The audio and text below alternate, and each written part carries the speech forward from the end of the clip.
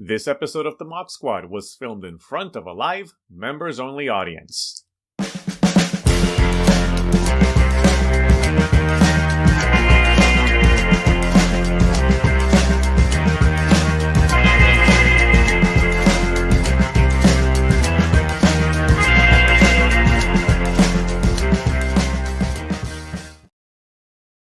Greetings, imagination connoisseurs, and greetings to the Baron of Bodaciousness, the one and only. Oh no, Robert Meyer Burnett. Hello, Rob.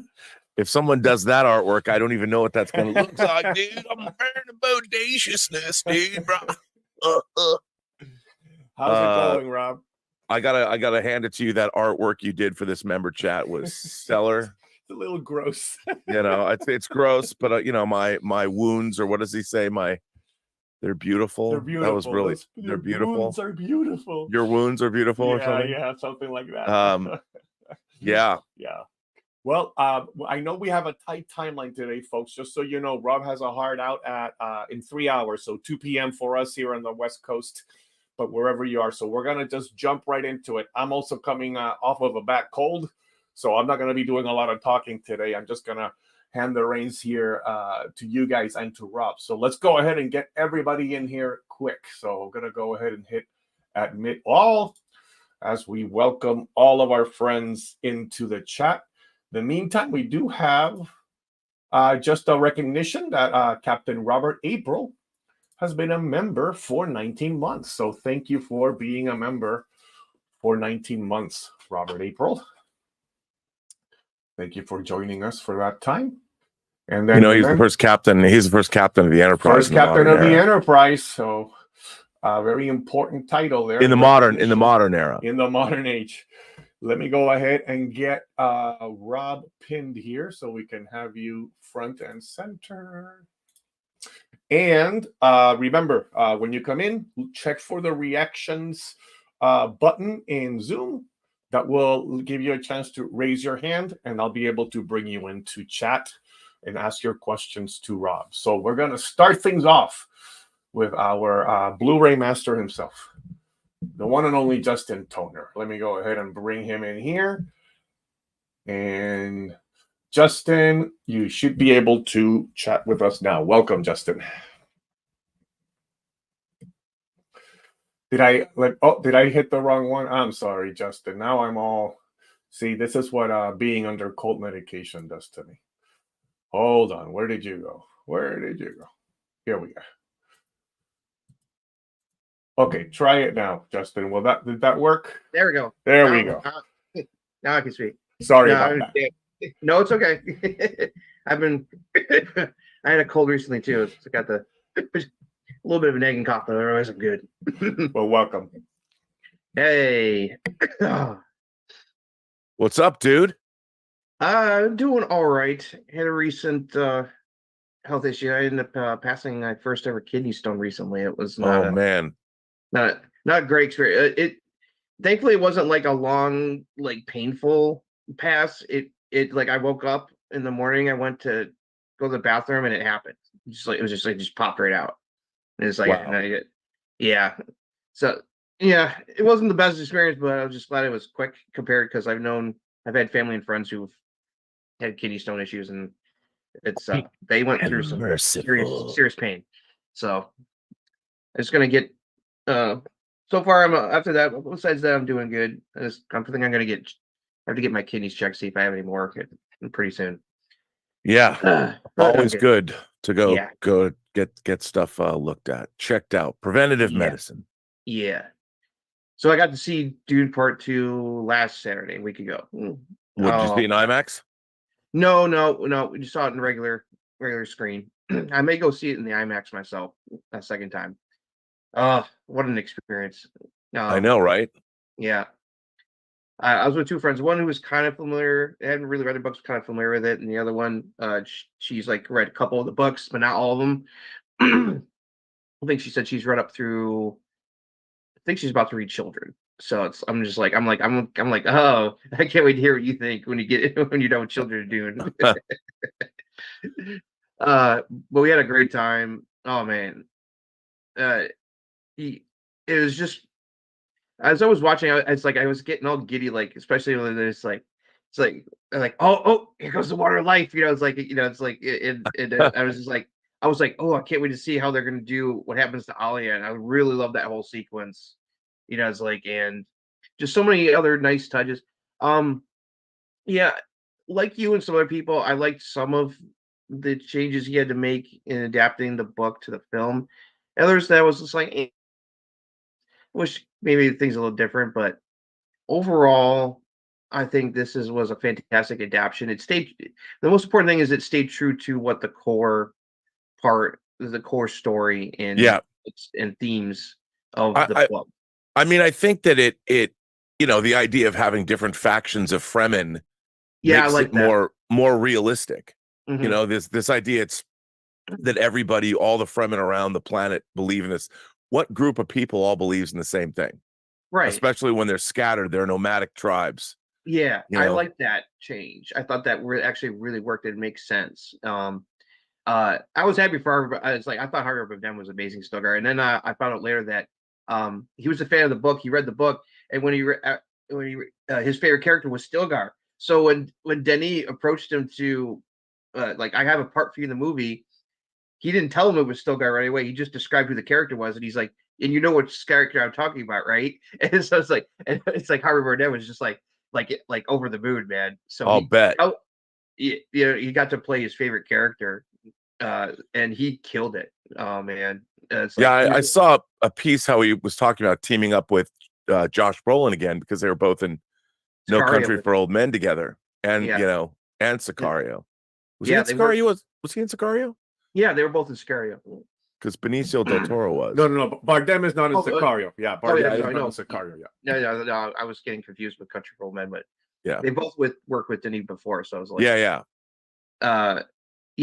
No, I loved it, and I look forward to seeing what's he gonna do with Dune Messiah in a couple years. Yeah, I mean, I look, Dune Messiah is not some sacrosanct tome. I think that it was kind of an apology, I think, or even I saw Denis Villeneuve talking about that he wrote Dune Messiah because he was horrified that people didn't understand that Paul Atreides isn't a hero. I mean, I love watching takes. My new favorite thing is to watch takes on TikTok where people talk about it. There's no one from the Middle East in this movie. I'm like, okay, whatever. Yeah, it's like, yeah. But no, it was. I'm looking forward to watching it. Just fantastic. It's going to get nominated. It's going to get so many Academy Award nominations for next year. Well, the first one I think won 6. Yeah, 6. Yeah, I don't know about the big acting awards, but I definitely think it could win. It could definitely be up for some. The problem is, I think that there's an incredible the last prejudice in terms of it took a long time for a horror film. Horror films are nominated, but horror films are grounded in reality. And I always think that Oscar voters are looking for those timeless, transcendent classic films that speak to those great human truths.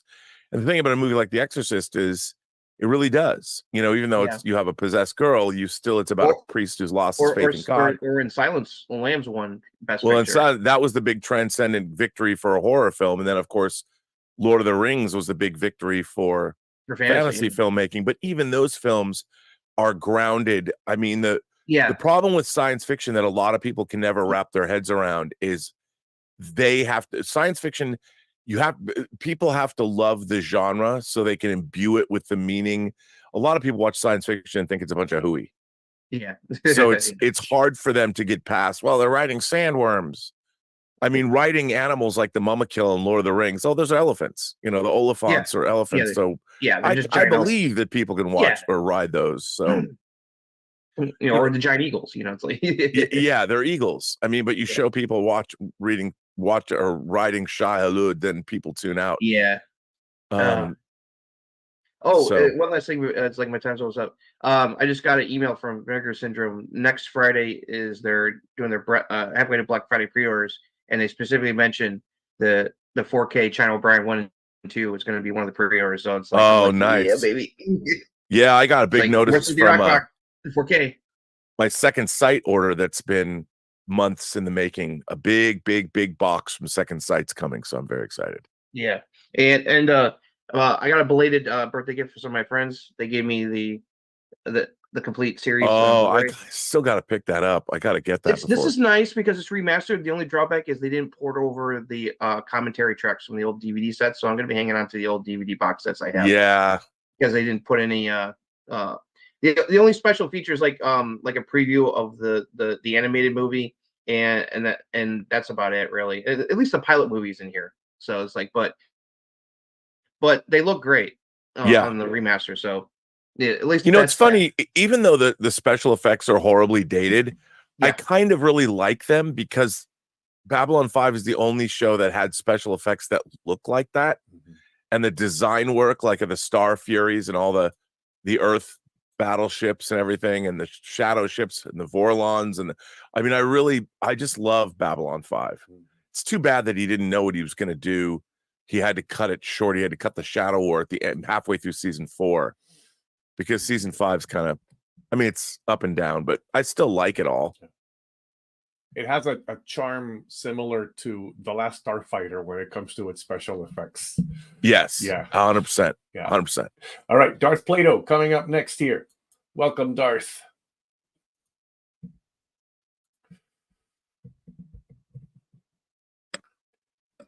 Are you with? Yeah, we got on. you. You're on. How are you? Welcome. You are good. All right. So I have not seen Dune 2 yet. What? But I probably won't see it until it hits TV. So I am familiar with the story. So best way to put this. It seems to me that when you're doing an adaptation, it's not some sort of law that's in floating around in heaven that it has to be as close as possible to the book version. There should be, it seems to be some freedom in trying to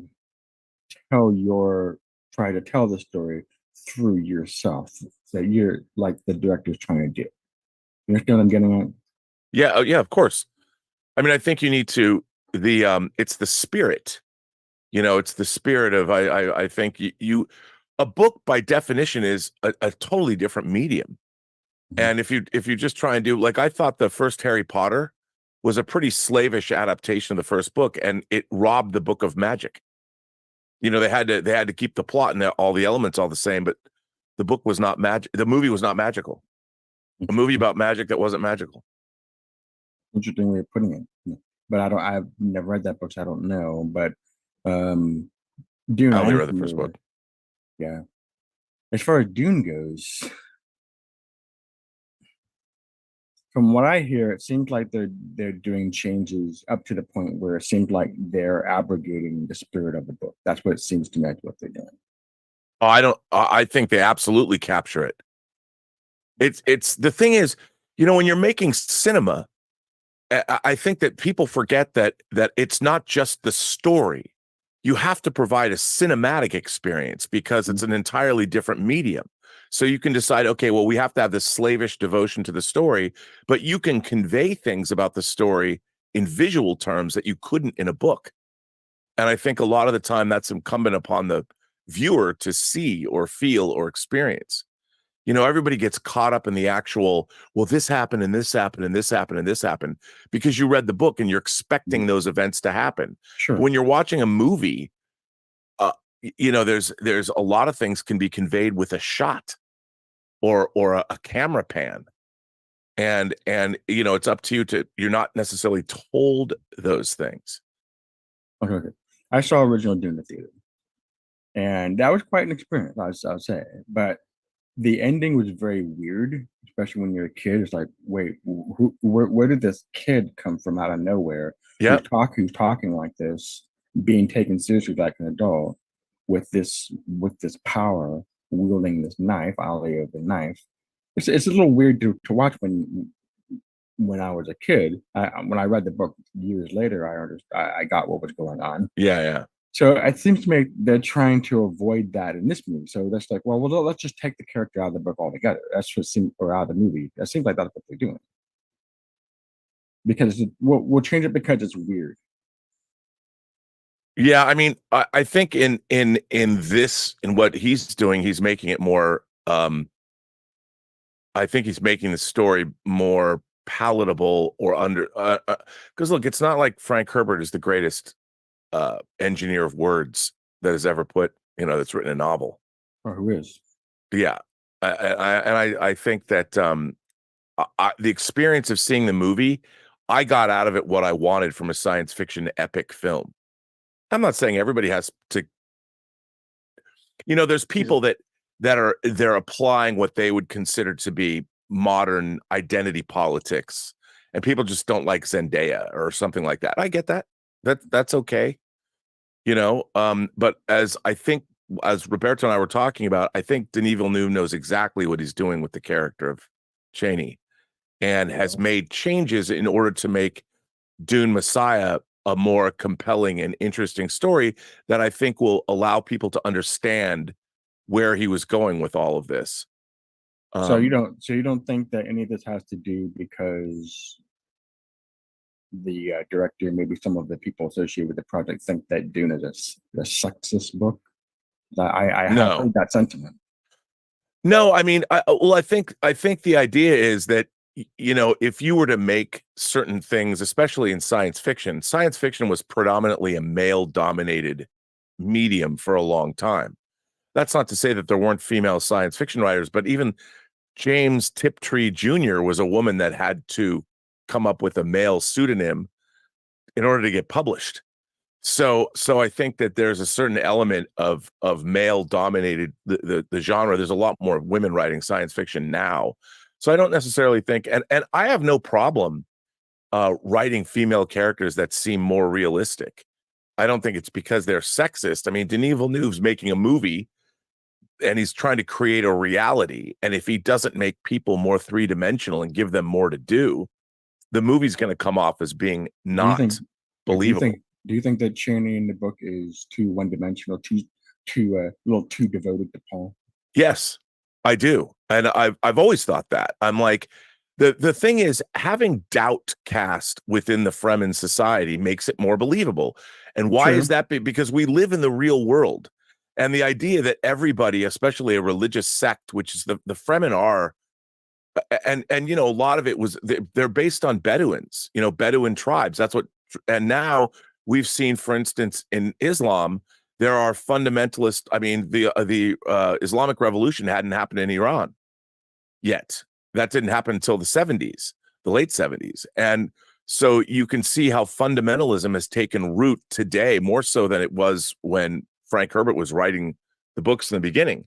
Yeah, so I think that was a really interesting change, and things that they've done. I think that they've made the movie more believable for a real world audience. And I think people forget that, especially when it comes to science fiction, that you have to make concepts believable, because once you translate something and you're watching real people, it's a different thing than if you're reading it in a book. Because in a book, you're using your own mental shorthand and all this stuff. But when you're watching a real person playing a space character, you have to make that character believable within the context of what you're presenting. I'm out of time. So I'm going to close with this thought. Is that, okay, everything you said, it's fine. I agree with everything you just said, except I think there's another element here that I think that he's trying to get across, rather than differences within Islam. I think he's talking about attitudes of a local society, a native society, versus a more advanced foreign society that has put its weight on the local society, like a sort of colonialism sort of thing. I can see that, but remember, the Fremen are not indigenous to Arrakis. All of humanity came from Earth in the Dune universe. There's no alien races. So it's just when they came to certain planets and who developed their, I mean, the same thing is really true if you think about human history. We get so wrapped up in colonization, but there really isn't any people that are indigenous to any part of the planet except maybe Olduvai Gorge in Africa, because we all spread out across Earth, you know, and everyone's talking about colonization as if one society was there first. Everybody moved somewhere. There was not, human beings did not, at least as far as we know, did not sprout up across the planet spontaneously at different times. Humanity has been moving across Earth since the dawn of time. So I mean, all of these calls, when people bitch and moan about colonialism, I'm like, that's the history of humanity on planet Earth. We are a colonizing group of people, depending on who has might, who's got right. I mean, we all saw 2001. As soon as the monolith told us how to pick up bones and use them to beat, colonization began. We want this. I want this watering hole. Okay, I'm going to go colonize your watering hole. I mean, I'm not saying the monolith, that's how it happened, but right. I mean, all of human civilization is replete with those kinds of things. Thanks, Darth Plato. We've got Tom Jr. Jackson joining us now. Welcome, Tom. Hey, Rob. What's up, dude? How's it going? Good. I got 3 great Warner archives this week. Yeah, I saw that. You posted that. Yeah, Great Ziegfeld. Yeah. This is a great movie. It's a great movie. Really great movie. Yeah, and I didn't realize it was like almost 3 hours long. But it's a great movie. Then I got King Solomon's Mines. Which is another great movie. It's another great movie, which they could never, it would be so expensive for them to go to Africa and film it. Yeah. You know, that's what they did with this one. And then get a real tribe to be in the movie. Yeah. And then I got Tarzan the Ape Man. With the first classic. Yeah. With Johnny Weissmuller. Yeah. Yeah. Excellent movies. Excellent films. So yesterday I get this message from my girlfriend. She goes, "Oh, look what I found. Look what I can do." She sent me a video of her watching something on YouTube, but she did it to her TV, and she was watching Whining About Movies. Yeah, people are loving. I mean, for those of you who don't know, you know, Whining About Movies, our show that we started, yesterday was its 4th anniversary. And I realized, I was looking back at the analytics, no one has watched those shows in years. They're essentially dead content. So what I did, watched the Elephant Man one, and it made me want to watch the Elephant Man again, and I ended up watching it again. Well, yeah, but you know that they're there for the general. So I've made new. Well, I had Jason Spriggs make new thumbnails, and I'm just going to republish them all. You know, with those new thumbnails and kind of cleaned up, and try and make the sound a little better, and then we're going to start doing new ones, because Elizabeth, when we started that, she had just started school again, and now she's graduating with her MFA in May, so we can get back to it. Yeah, she loved seeing you and Elizabeth. She goes, "I love their dynamic," and then she goes, "The thing about Rob with the movies, it sounds like someone I know." I go, "What do you mean someone you know?" It sounds like you with your Funko Pops, Tom. And I go, "Oh, you have no idea. You have no idea." But she loved the dynamic, and then she goes, "Is that movie out anywhere I can watch it streaming?" I said, "You're gonna have to rent it off of Amazon." She goes, "I want to watch Videodrome." I go, "Alone? Are you sure now?" But yeah, she's like, "I want to watch all these movies now," and she's really into it, and she really enjoyed the show. Well, then she was like, you know, she loved it. Well, it's funny, I have to tell you, I never watch our episodes. You know, you do these episodes, there's no reason for me to watch episodes again, and I hadn't really ever seen a Whining About Movies episode. So I was watching this going, this is pretty entertaining. You know, I'm like, looking at it. I agree with you. Easter is the first zombie holiday. Come on, zombie Jesus. Yeah. I agree with you on that.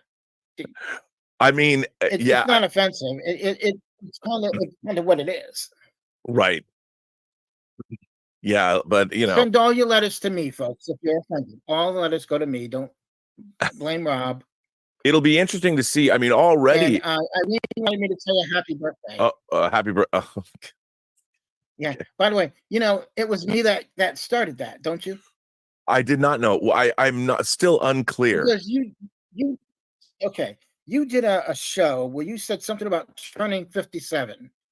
And myself and everybody started going, happy birthday, Rob. You went, wait, no, it's not my birthday. I mean, and you were trying to explain it, and everybody just started doing it. And we did it about a year ago.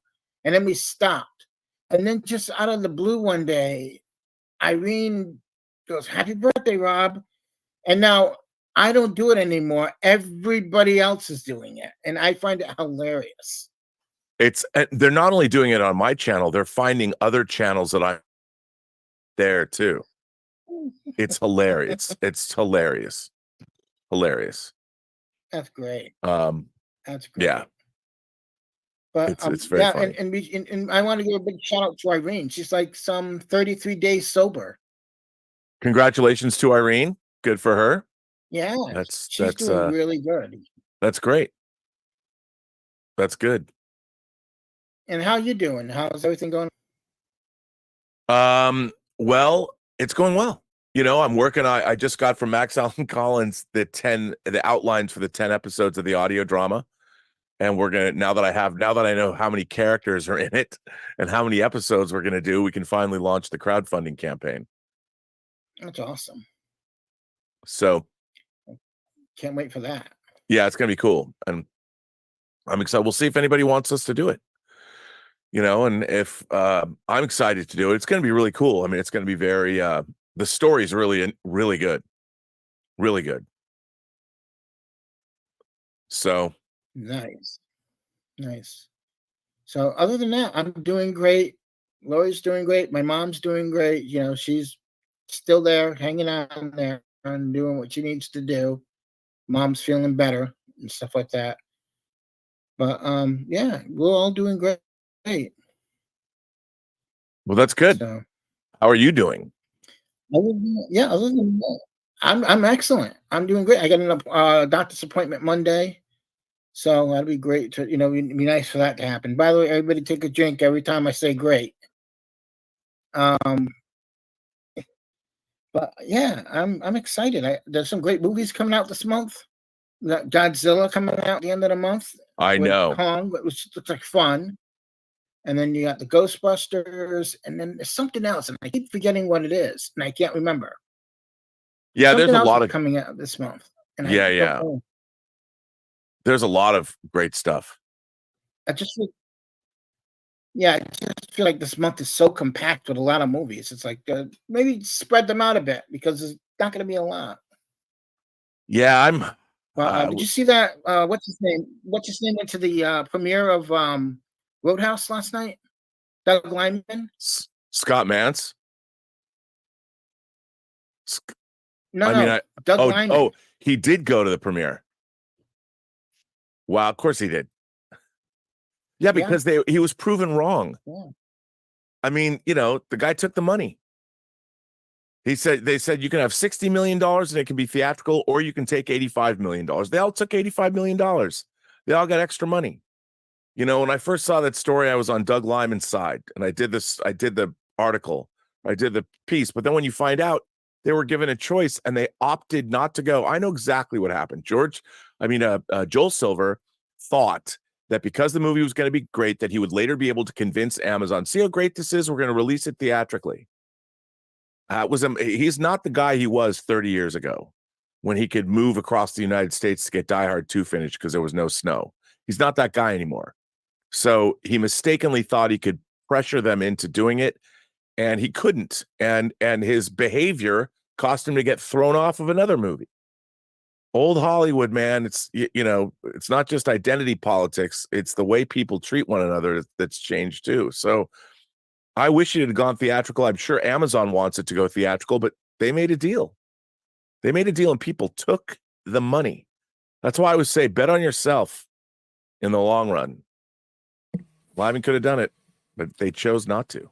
Yeah, and Gyllenhaal came out saying also that he knew all along that it was going to be for streaming. So whatever this is coming from, it's obviously not what was part of the deal. So Irene Jobson with a $2 super chat. Happy birthday, Rob. So just making sure that you're aware of that. And we got Stubble coming up next. Welcome, Stubble Next Shave. Hi, man. Hello. I won't say happy birthday to you, so you won't get that from me. But you know, do you remember this? I've shown it before. It's the first. Oh yeah, it's the first thing from the Sanderson from Stormlight Archive. Yeah. So the other day he had the backer kit, you know, the Kickstarter version of the second book. The second book looks like this, and so I pre-ordered mine, and they are up to about 7.2 million by now. So I will be getting it by summer, I think. I'm looking forward to that. That's amazing. So how long has it taken him from the time that he did the Kickstarter to getting those books delivered? Well, the first took a little bit of time, but he's you know, he has put up the infrastructure now to have like 50 people working for him, right, in a company to make this happen, you know, and so I'm looking forward to that one, and it's the 10th year's anniversary. That's because they're doing a leather bound version of it. Yeah. But the other day there was on his blog he had that 42 million Kickstarter thing, right? and he refused to have his audiobooks on Audible because they have shit deals for for some of the independent or the self-published authors.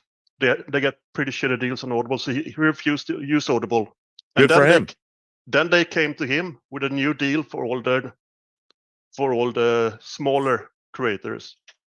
And look what he was able to do. Look how, I mean, you know what? That's got to be the way of the future, is that artists have to stick up for other artists. Yeah. And so, I've huge respect from my point of view. That's it's funny. should do that. It's the same. If you look at these artists in our world, like whether it's like Taylor Swift, who donates to every city she goes to millions of dollars to their infrastructure. You know, she gives money to homeless shelters. She pays her employees correctly.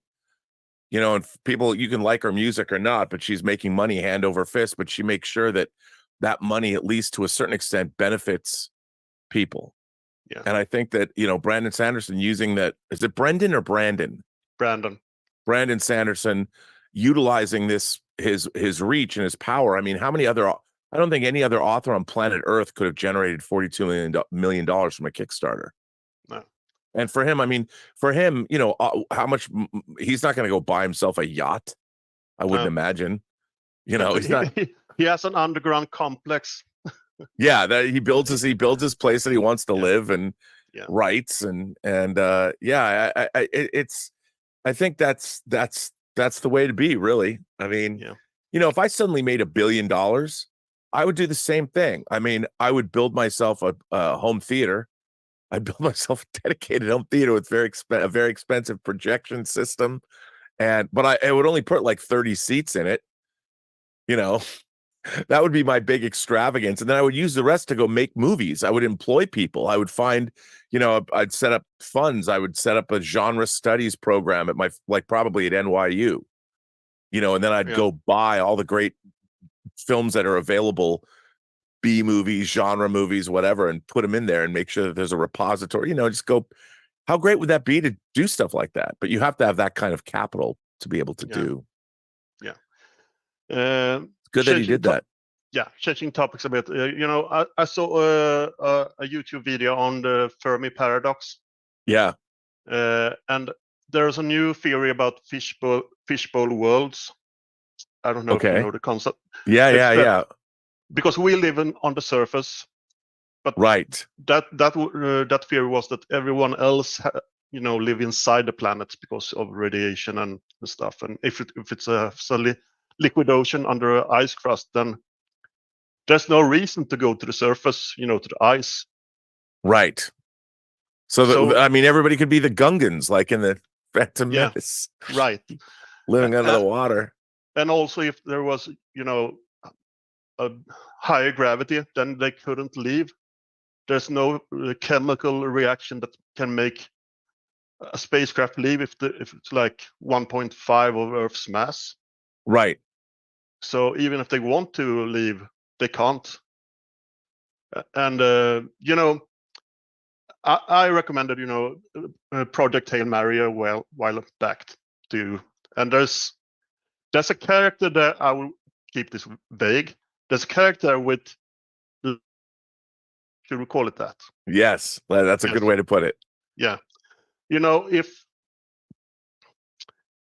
a people can't see the stars, what's their reason for leaving the planet? Yeah. Because if you just have, it's a little spoiler. This if they just have, like sonar, right?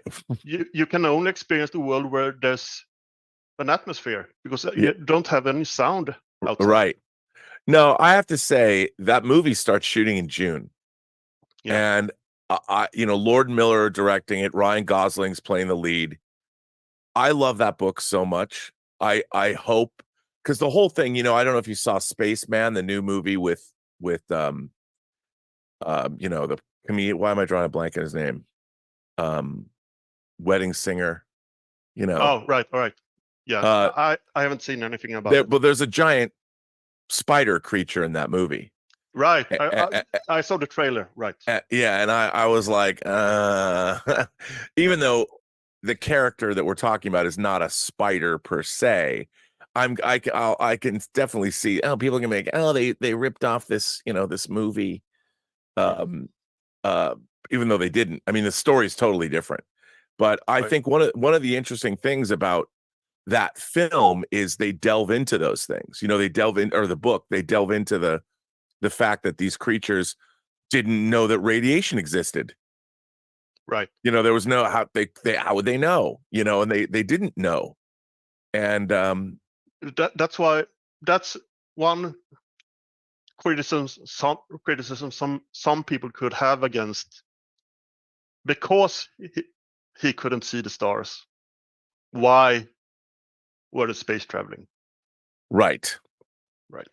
Yeah, I mean, but because they knew that there was a sun, Adam Sandler. That's why I couldn't. I don't know why I couldn't. I'm getting old. But yeah, I mean, that's an interesting. The funny thing is I would. The Fermi paradox can be solved by the simulation theory. There's nothing out there, and they've made it. It's like playing Grand Theft Auto. You can only go out into the ocean so far, and then you come to the end. There's no other place to go because it doesn't exist. Because the simulation is just, we're not there. And the reason that we haven't been able to see other aliens, that's why Voyager is talking gibberish right now. They don't know. The NASA scientists don't know why Voyager is talking in nonsense, being in the heliosphere. Well, it's because it's gone as far as the simulation will allow it to go. There's no other universe out there. It's just we're at the end of the known universe, because no one ever expected, in this particular simulation, that we were ever going to get out that far. Rob, what's the Ryan Gosling movie you were talking about? Project Hail Mary. Oh, Project Hail Mary. Okay. Based on one of the most wildly entertaining books I've ever read. Okay. I read that book literally in one sitting. So I got this book. It's written by Andy Weir, who wrote The Martian. Oh, okay. Yeah. And I heard the book was, when people say a book is good, if a book is good, it's like, for me, it's like a great movie. I opened it up. I started reading it. I'm sitting at the kitchen in our little island, not the most comfortable place in the world. I didn't want to get up. Like Elizabeth was like, "Don't you want to go sit?" I'm like, "No, No, I'm sitting in the kitchen and I read the whole thing in one sitting. Well, The Martian reads like that too. I remember The Martian. I felt like I was watching a movie as I was reading it. I mean, it's just kind of like it's built to be a movie. Oh, this was so built to be a movie. Yeah, yeah. And it's so fun and intriguing and entertaining. And then, I mean, we're living through a time. We got the 3-body problem. You know, they showed the 3-body problem, at least. I don't know if they showed the first 2 episodes, and there was wildly diverging reviews. Yeah. There was I thought a really unkind review on Deadline. Oh. And I read this. I'm like, this fucking guy's never read this book. He's never read the book. Okay. You know, I mean, it's really interesting. He's complaining that the book has a lot of first contact cliches in it. And I'm like, that's a criticism that I don't necessarily buy into, because it's like, okay, if technologically advanced aliens came to Earth, and they do in this book in a very sort of interesting way, but how do you depict that? Like, I mean, there's only unless you're going to go, you know, it could be like Childhood's End. It can be like V. It could be like Independent Worlds, or, you know, it could be like, it's one individual like David Bowie, the Man Who Fell to Earth. You know, you could, or Valentine Michael Smith, who's a stranger in a strange land. Well, that's an inverse thing. But I mean, it's you know, and to sit there and complain about first contact cliches, right? Sort of silly. I mean, the 3-body problem, and but then there was also good reviews of it as well. People are going to be, if you've read those books, people are going to bitch and moan, talk about compression and in the storytelling, because they brought characters from the 3rd book and mashing it all together. And I expected they would, because I didn't, you know, it's not like the Chinese show, which moved kind of at a glacial pace. You watched the Chinese version, didn't you? I watched about half of it. I haven't finished it. Yeah, but I mean, it's just, and it's one of those things that if I took a break from it, and now I kind of have to go back and watch it, you know, kind of, you know, because it is dense. But I appreciate it. Yeah, I appreciate that they were very loyal to the book. And it's a good alternative for folks who maybe are disappointed that they've gone with a more international cast for the Netflix version. You can watch this one. I think it's on Amazon and on Hulu now. That you can watch the original Chinese production. Yeah, this one's predominantly set in London, apparently. Yeah. And that was, I mean, the book is, you know what I find so interesting is when we watch our science fiction stories, like in War of the Worlds, you know, while the aliens did the original War of the Worlds land across the planet, or even in Independence Day, you see the alien attackers or the city destroyers, the 15-mile long ships, are taking positions all over the world. Right. But we're still seeing the story from an American's point of view. Right. You know, I mean, we know that they're there. We see that the Arab and the Israeli forces link up to take down. You've got those things happening, but it's still like, and I like the fact that when you read 3-body problem, it's a Chinese centric story that's set in China. Yeah, it's one of the things I appreciate about things like Torchwood's Children of Earth, where it's all from the point of view of London, right? Yeah, all of a sudden, London becomes the center of all the action, right? Like anywhere else, it would be ridiculous, but because it's very much based out of a British production, it's like the center of the universe is. But it's happening globally. It's happening globally, but you're getting that point of view there, so it kind of counteracts that sense of everything is always looked at from the U.S. point of view. So but by the way, that's still one of the great. The Children of Earth is still one of the greatest 5 hours of science fiction TV ever made. Know, it's very good. So good. All right, we got Modesty Maltese joining us. Hello there. Hello, Modesty. You should be able to join us now. Welcome. Hi, Roberto. Please don't mute me like you did last time, halfway through, so that you know, I don't have much time, and I don't like being muted for half of the time. So please keep me unmuted. I do like to talk, but you know, not in the void. Yeah. London is the center of the world. That's true. I'm sorry, Modesty. You know, we're trying to keep to the time limits here. I wouldn't presume to debate you on that one. Yes, not at all. But yeah, I've only been to London a few times, and it certainly felt like the center of the world to me. I don't know. New York is the center of the world, but you're Californian, so I'm not going to, you know, let's meet in the middle. Yeah. But London has history that New York doesn't have. True. But you know? I wanted to talk about Oppenheimer and Dune 2. because Okay. I was watching many reviews. I watched you in many panels and on observations. I think I even tuned into horrible John Campea show. But Thanks a lot. no, you and John Campea, you are fabulous Baker boys. Him I'll being take it. Bo, yeah, he is Bo Bridges in this scenario. It's very sad to watch. But that aside, I have you said, I think on observations, that Denis de Villeneuve is French and therefore he is a lover. French while Canadian. Oppenheimer, French, potato. And that Oppenheimer, Christopher Nolan's a Brit. Nolan is a Brit, so he is all cerebral and so on. So I want to kind of follow up on that. I observed something in Dune 2, because I agree with panelists all around YouTube who think that Dune is technically perfection, but it lacks soul. It's mostly soulless, and that is a problem. I had a problem with it. I'm watching it the day after tomorrow in IMAX. Mark Kermode from the BBC is going to do a Q&A. Oh, wow. And I want to kind of, convince myself that maybe my cinema experience wasn't good enough.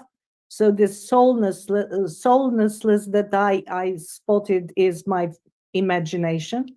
But that aside, I do think it's pretty soulless, apart from Javier Bardem,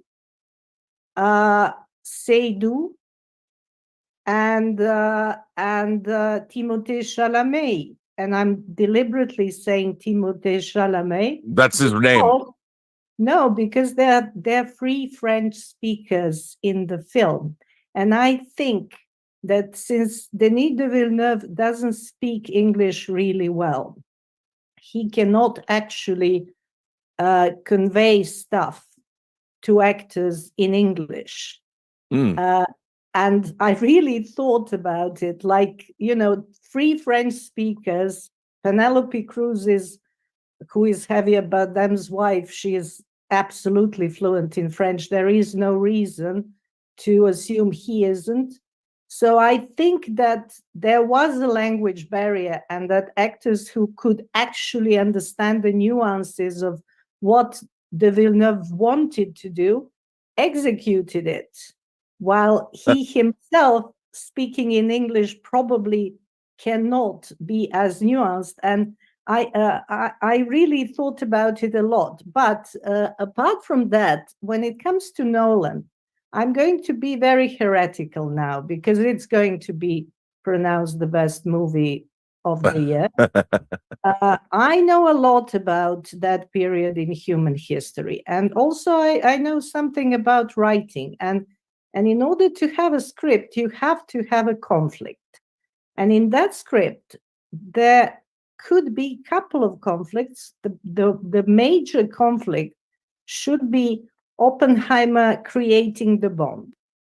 We cannot see that because it's a military secret. So we can't be shown what obstacles he had to overcome at all, because he just can't show it. So what's left?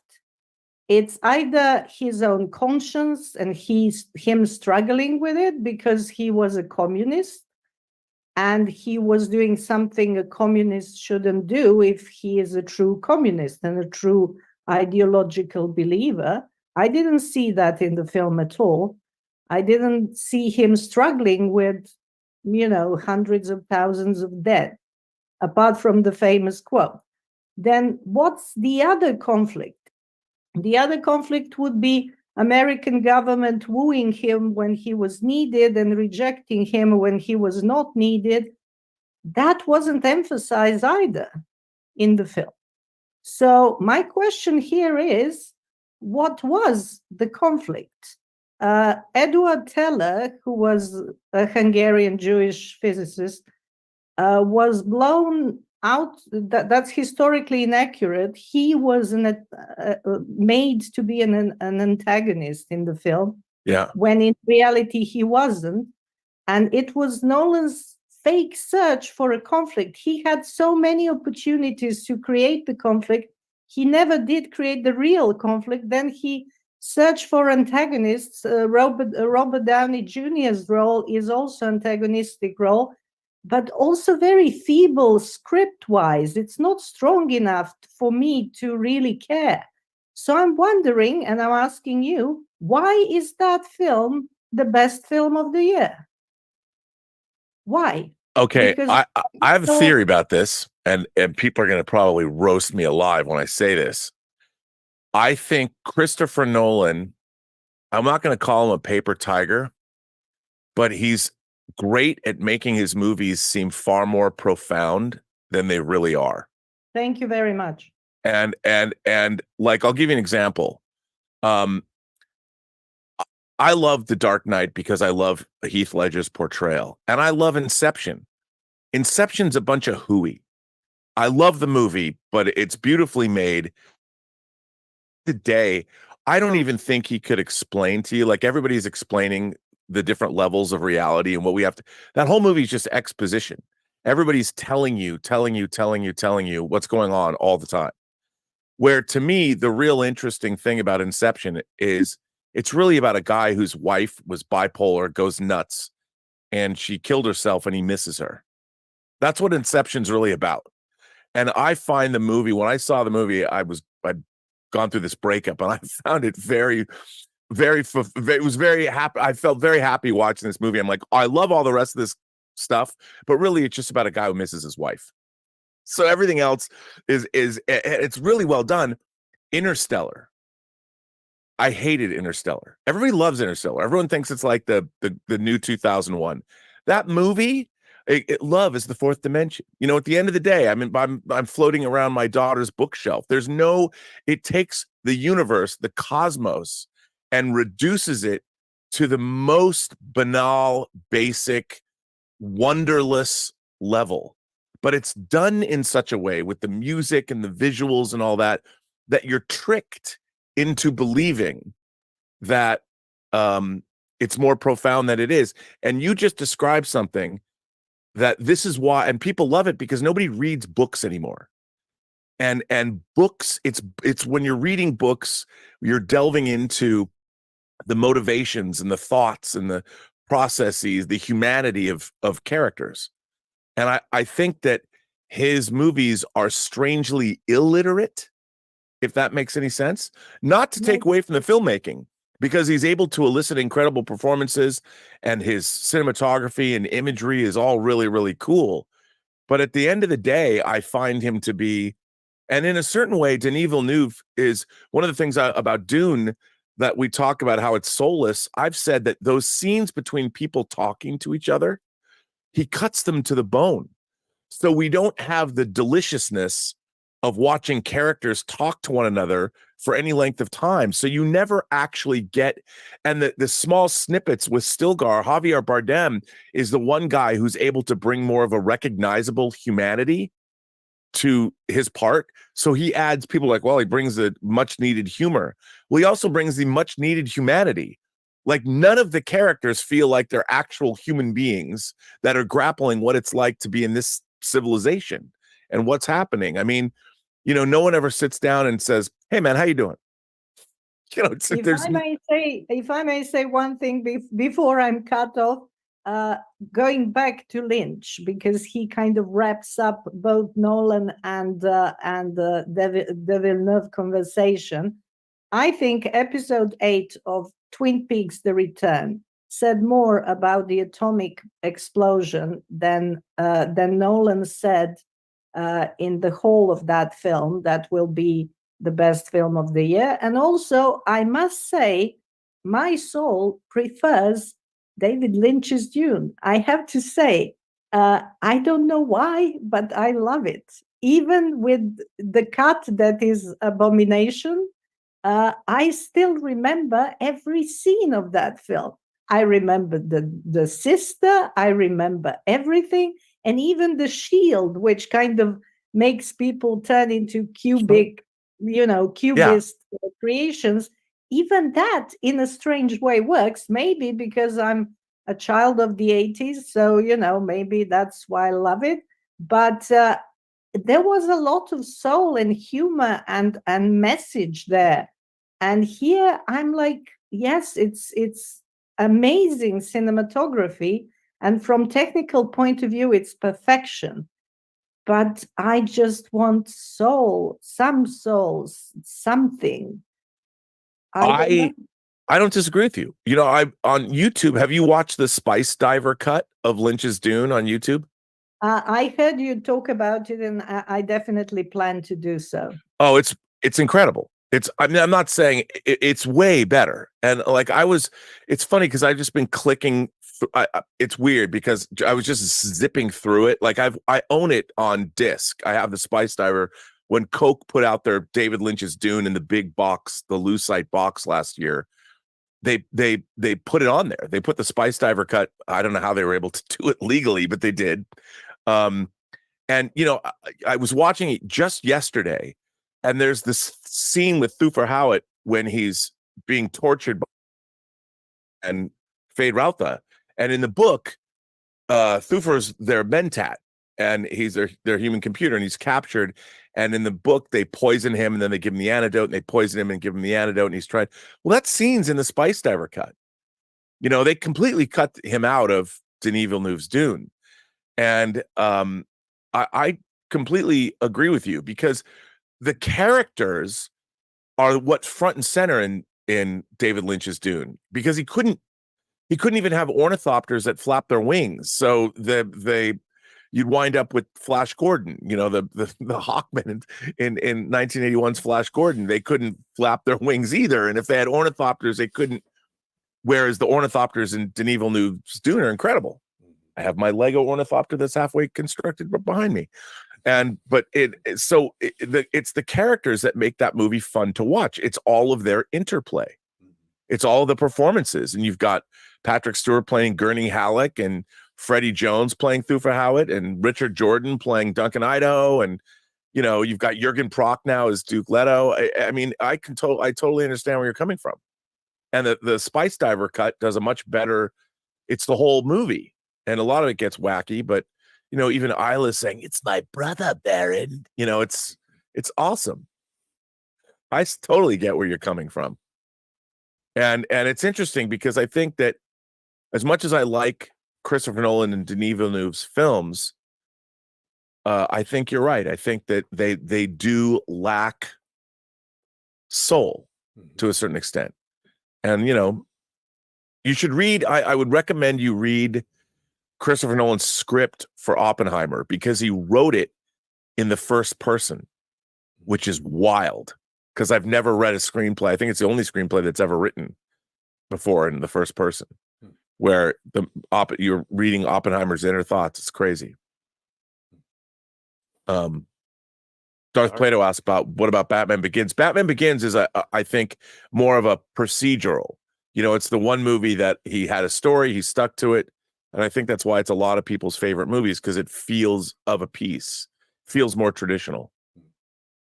And you've got people, you've got Ra's al Ghul's relationship with Bruce, that it's people talking to each other. You can find Oppenheimer's script on Deadline. They published it. So if you go to deadline.com and just look up Oppenheimer screenplay, and you can just download it or read it on the site. It's free. And it's a fascinating read. Apologies to our modesty for muting you. Sorry, but we got to move on to the next caller. I'll tell you one thing, though. It's always great to have her. It is great to have her. I want to go to London, and I want to get hammered with her and sit in a pub for like 12 hours. I can only imagine. Pint after pint after pint. Yeah. We're going to do that. I'm coming. People are starting to revolt in the meeting chat here, saying that they're going to take me down, but I'm telling them I'm holding onto that mute button with my cold. You're going to have to pry it from my cold, dead hands. We have a revolution in the PGS.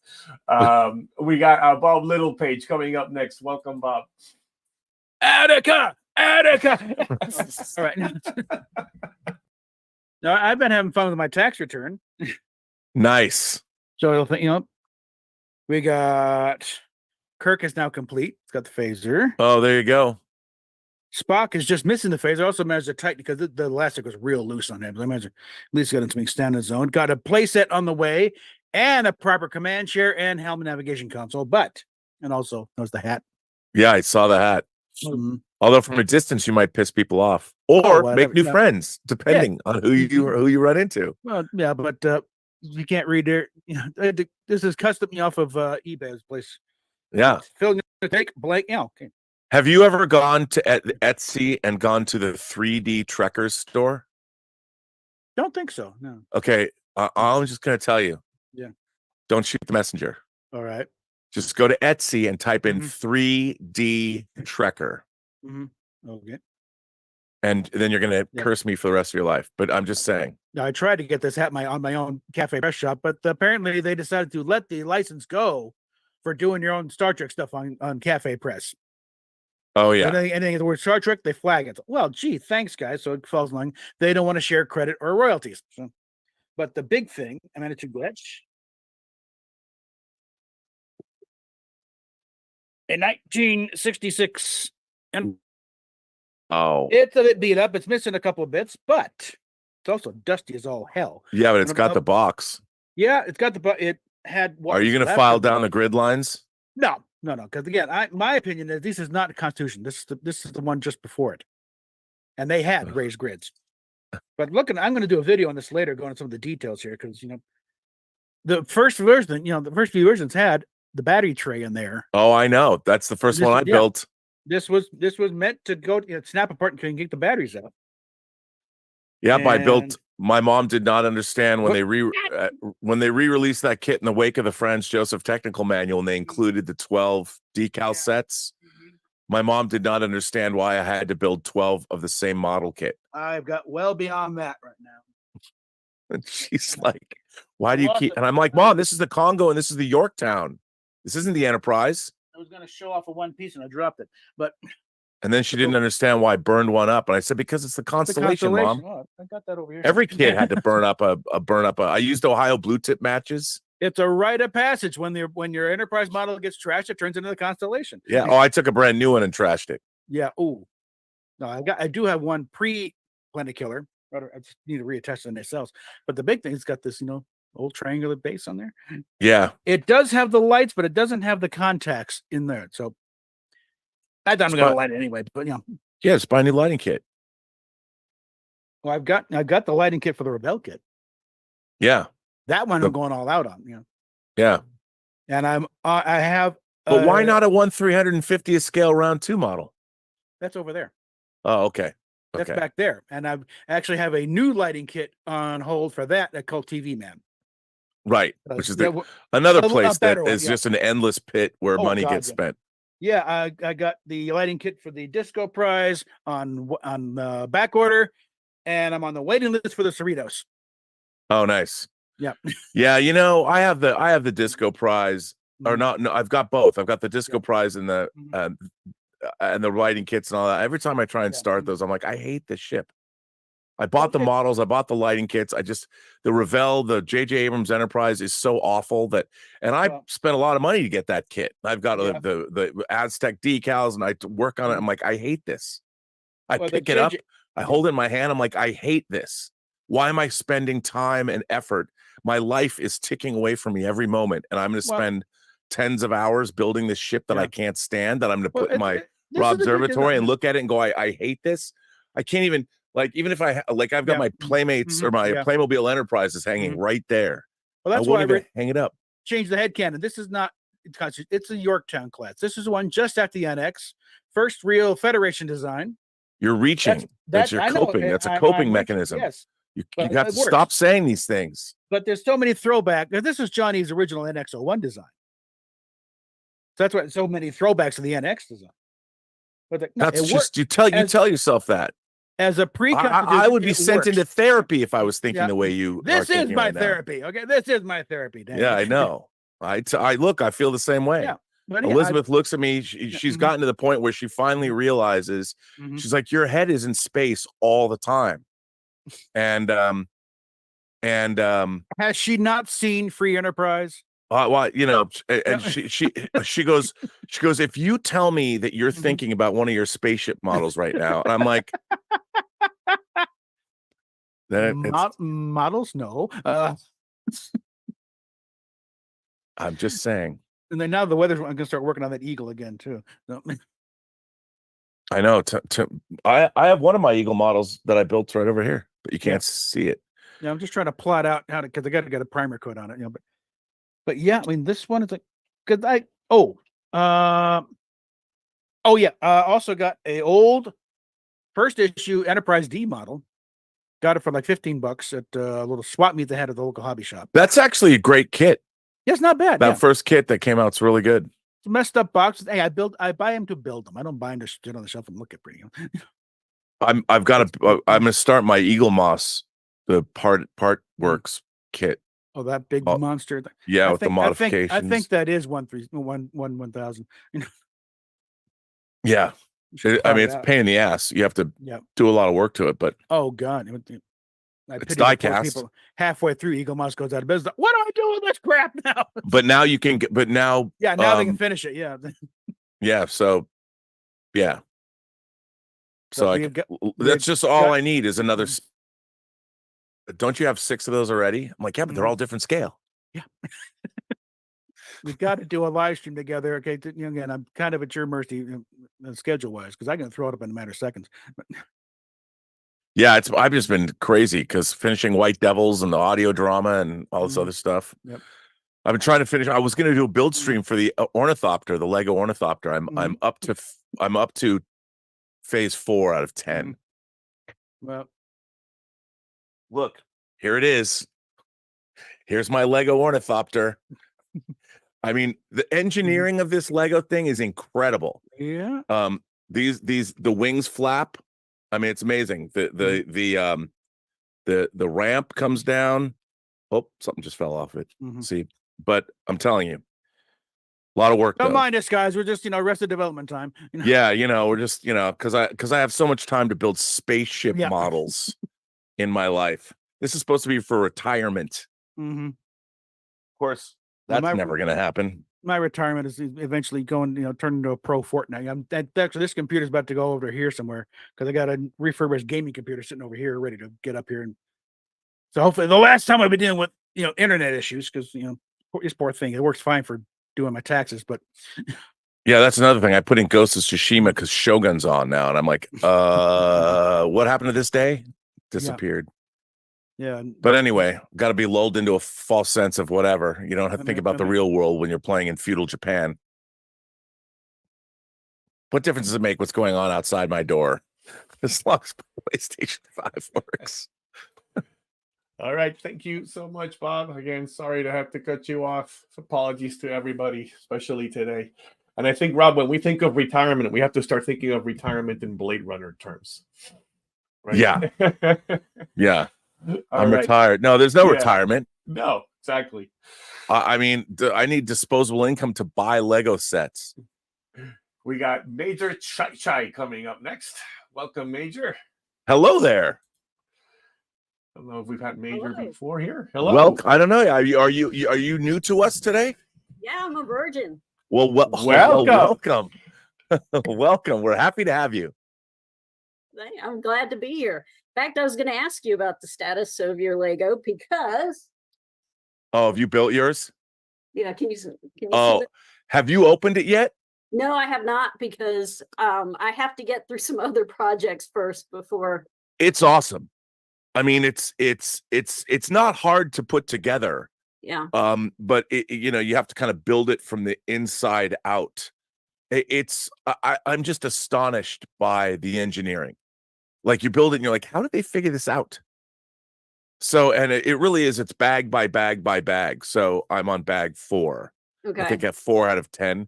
It's a lot of fun to build. And it's just, because when I was a kid, I was no Lego people. There was no, it was just square bricks and rectangular bricks, and that was about it. There weren't very many special pieces or anything.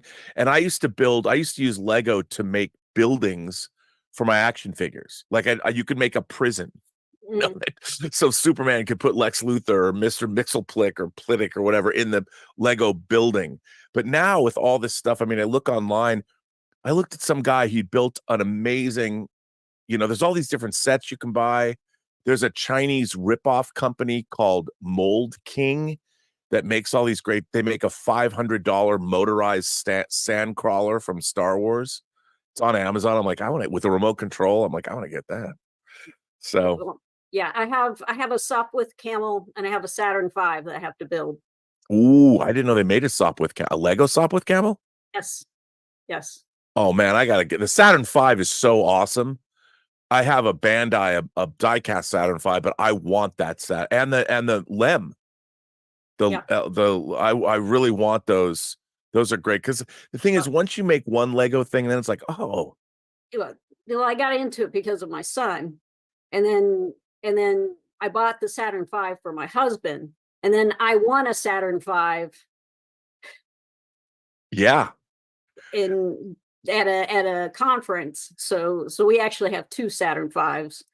Have a romantic night, open a bottle of wine, and build both your Saturn V's at the same time. Yeah.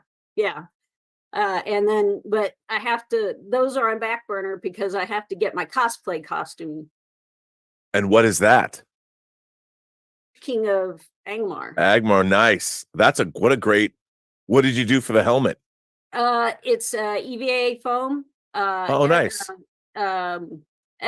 Stephen K. Smith of SKS Props. He did a video on it. Yeah. I'd show it to you, but it's at work. I took it into work, but I follow Adam Savage. Yep. I have the gauntlets here. Ooh, wow, those are really nice. Now, what did you make? Are those made out of plastic? What is that? These are foam. Wow. So that's impressive. Now, how long did it take you to do that? The first glove took me like a month of weekends to figure out from the video. Wow. So this was Adam Savage and Bill Doran of Punished Props. So it's articulated. And wow, that's really cool. Thank you. EVA foam, laser cut EVA foam. And Bill Doran of Punished Props, their videos. Wow, that's really nice.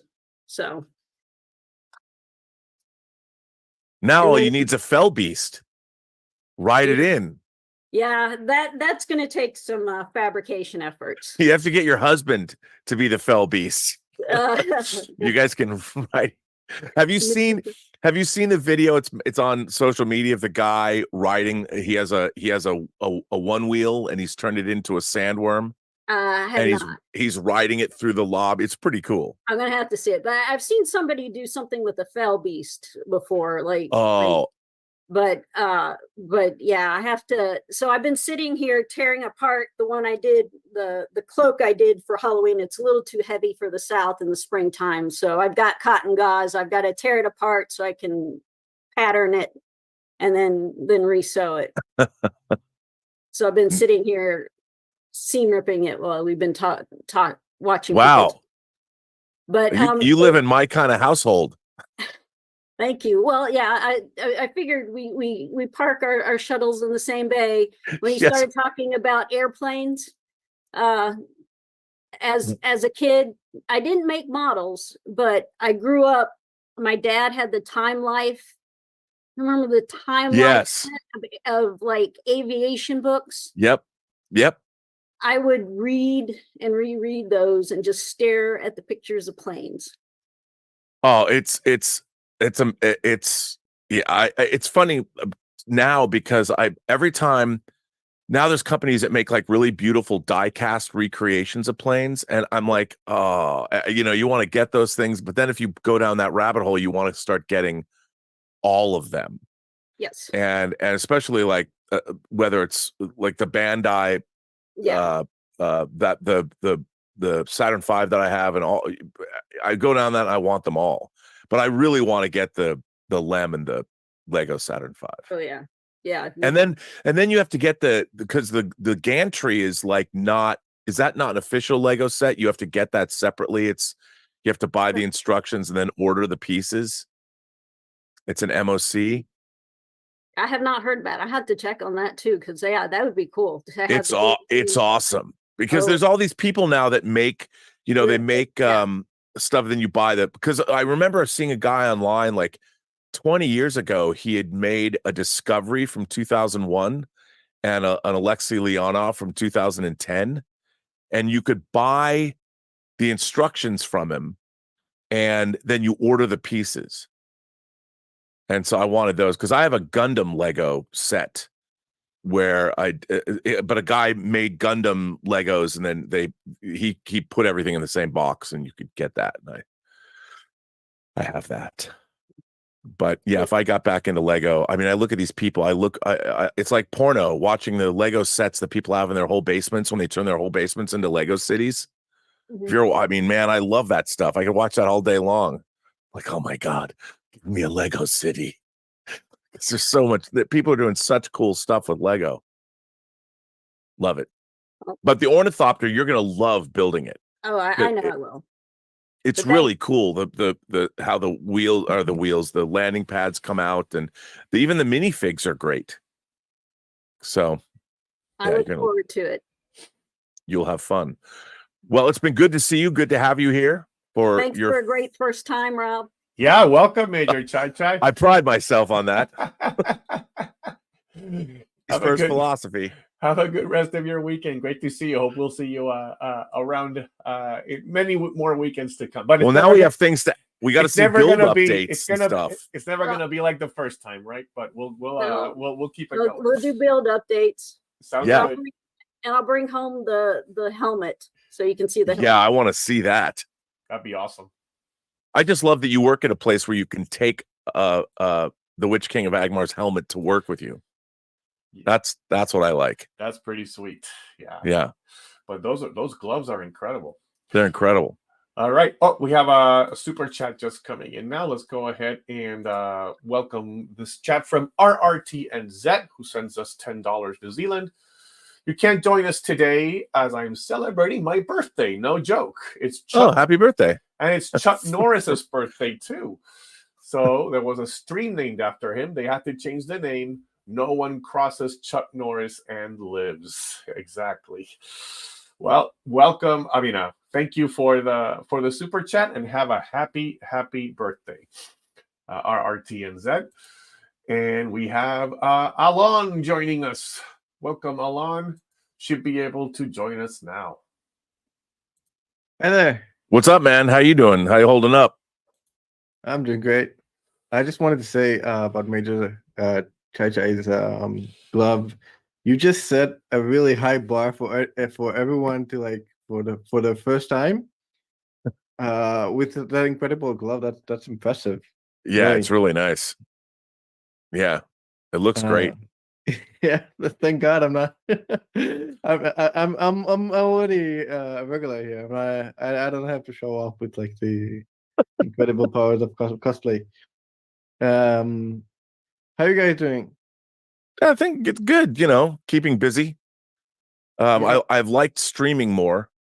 I'm trying to put the channel get more going on the channel, putting more stuff up, creating more things. It's been fun to do that. So yeah, it's good. I mean, I really enjoyed whining about movies. Oh, had you not seen it before? No, that's the first time. It's so funny. I really enjoyed Gilbert and Tallulah perspectives. There's some people that would object to that. They're like, I don't want to hear dogs barking when I watch your streams, and I'm like, okay. But you were very clear about that. Like you said it's part of the show. It's part of, well, it's so fun. Like you said, it's so funny to me because I was looking back at, because people keep wanting us to bring that show back, and we literally started it yesterday. Was its 4th anniversary, and we did, I think, 130 episodes, and we did it during the pandemic, and we did it 3 days a week, and because we were all in lockdown. Yeah. And it was great because Elizabeth and I would just watch movies and then talk about them. And the list of movies that we did is really diverse, and it's really interesting. And I went back and I was like, were these any good? I'm like, these are pretty fun, because I never watched them. When you're doing a show, like I never go back and watch my shows really, unless I'm trying to edit something out of them. Yeah. And so I'm going to put up the next one is With Nail and I, the British movie With Nail and I, and then The Adventures of Buckaroo Banzai. I mean, the first 10 that we did are all over the place. Betty Blue. I mean, they're crazy. We did a Bond week. We did a horror festival. We did cool. The thing that the people really loved is the Sucker Punch Mm-hmm. review. We did Zack Snyder's Sucker There's Punch. so many I'm watching like the entirety of the MCU with my girlfriend, with my wife, or stuff like that. And usually like they are mostly like the movie itself and maybe like minor commentary, but you were actually like speaking the whole way through. It's not like best of like the movie and stuff. Yeah, no, we didn't do that because at the time, I never thought that we could. I mean, it was more like we wanted to have a conversation because I just figured people had seen the movie already. Yeah. It's not, we weren't doing reaction videos. We were doing, we watched the movie. Like in the new version, I threw up the trailer over because in every episode I go, so Elizabeth, what is this movie about? Yeah.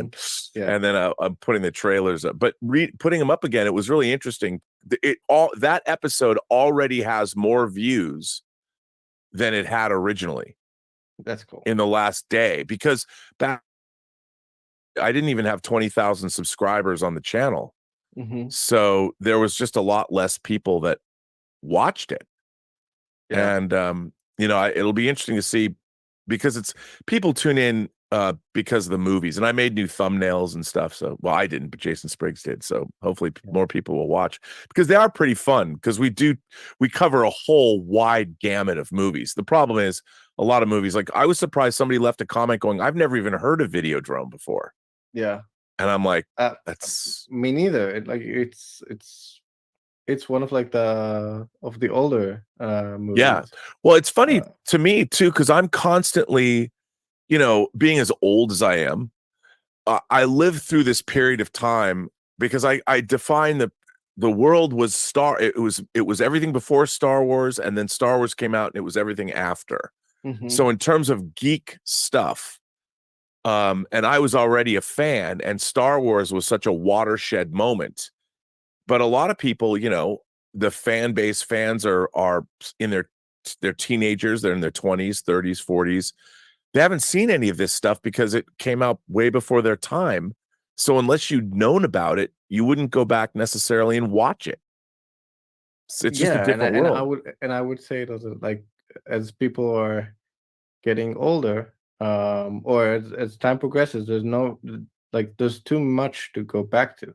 Yes, it's way too much. Like when you were young, and I'm not implying anything about your age, but no. When you were young, you just had less to catch up to. You had like, I don't know, three decades 100%. Of like really interesting movies, and now there's so many. I do try to go back to like old movies and stuff like that, and we talk about it every once in a while. And some of them are like really a product of their time, and some of them are as if they didn't age today. Well, what's crazy is like when I was a kid, alive in the 70s, when Logan's Run came out in 1976, I was 9. My mom took me to see it. It was a big event in my life. But 30 years prior to that was 1946. And between 1946 and 1976, in that 30-year period of time, you could count the good science fiction movies that came out on 2 hands. Mm-hmm. That would be like going from we're talking 1994 to today is the same amount of time. And in 1994, The Crow came out, which I really love The Crow. And if you think about how many great movies, how many great science fiction movies and science fiction shows, there's 10 times the amount of shows that have come out in the last 30 years than existed when I was 9 years old watching this stuff. So it was possible when I was a kid to literally see everything. And that was before home video. you could see all the major significant science fiction films on television because they broadcast them all. Things really changed, and like I remember I remember during the pandemic, I watched Rear Window, which is ancient, and it felt so well. It's the 50s. Incredibly, yeah. Well, it was great, and I tried yesterday. I tried watching Poor Things, right? And I say tried because I didn't go past like the first 30 minutes, and like the synopsis was really cool. Like this.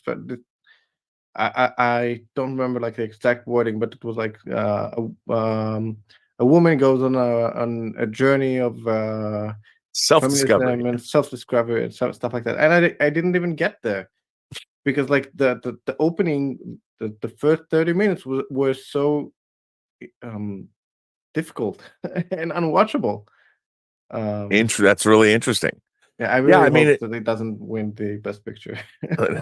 No, but I can understand that. I mean, Yorgos Lanthimos is an interesting director, but it's great to hear you go back to like, I didn't see Rear Window until there was 5 Hitchcock movies that were released in the theaters, I want to say in the 80s. And it was Vertigo, Rear Window, Rope, The Trouble with Harry, I think, and one other movie. And Universal had released them theatrically because they were like originally Paramount Pictures, or something happened, or maybe it was Paramount. And that was the first time I saw them. So I saw those movies for the first time in the theater, and seeing Rear Window in the theater, I loved it. It's my favorite Hitchcock movie. I mean, I love Vertigo, and I love North by Northwest and To Catch a Thief and Psycho and The Birds and all that. But Rear Window, mostly because I wish I could have met that Grace Kelly in that movie, who could pack an overnight bag with military precision. She's like the most amazing female character in any movie ever. I'm still in love with her. So thank you so much. But it's good to see you. Yeah, good to see you. I was still screaming at people about Israel today on Twitter. Sure, I'm going to get canceled again. It looks like there was a bit of a freeze on the stream, but I think we're back. We'll see if it keeps going here. I'll keep an eye on it, but apologies if that got frozen up a little bit there. Channel Surf is coming up next. Welcome. You should be able to join. Hello, sir. Well, thank you very much. How's everybody doing today? Doing well. I love your robots and your Clint Eastwood figures. Yes, and you look at that. You've got okay. I'm looking at you've got New Wave toys. You got Asteroids. You got Centipede. It looks like Tempest. Yeah, it's Tempest. Yeah. And then all the tin robots. And then is that the Blade Runner, the new one that came out? There's another one coming out. But I love the Clint Eastwood. And is that the Robbie the Robot that has the figure inside of it? No, it isn't. Unfortunately, that one's kind of hard to get your hands on. Yeah, I have one, but the head's broken, so I just have my Matsudaya one next to it. So I've got the I just have the to placate myself. I had to get the one-to-one Fred Barton Robbie the Robot. So wait, what? You have a 1-to-1? Yeah, I think you saw it, and I tried to get on one time, and I was on my cell phone. Oh, I yeah. lost the stream. So, but yeah, I have a speaking Robbie. That is my dream. My dream is to have a. It's awesome. It was crazy, but yeah, I got that a few years ago. So nice. That's the ultimate collectible. And you've got a Wandering Earth figure too. Yeah. Surprisingly, love that movie. That was it's got its problems, but boy, visually. Oh, it's fun. I mean, I love that crazy stuff. And those figures are great. I have 2 of the 3 of them. They're great. Yeah, they're brilliant, expensive as all hell, but they when I put it together, I was like, or put it together the box, I'm like, this is amazing. Yeah. Because I have a shelf of astronauts. From different movies. I'm waiting for the Interstellar 2-pack. Yeah. That's coming. I have to say, I do agree with you. Rear Window has been my favorite Hitchcock of all time there. That it's one that I recommend to people if they want to get into Hitchcock, because Yeah. it does. One of the things I love about him so much, I mean, it's all shot on sound stages, but it has a otherworldly kind of a feel to, there's a hyper reality to his movies, Right. Even like Dial M, when you see you could tell it's a bigature that they use Yeah. with the finger dialing the phone.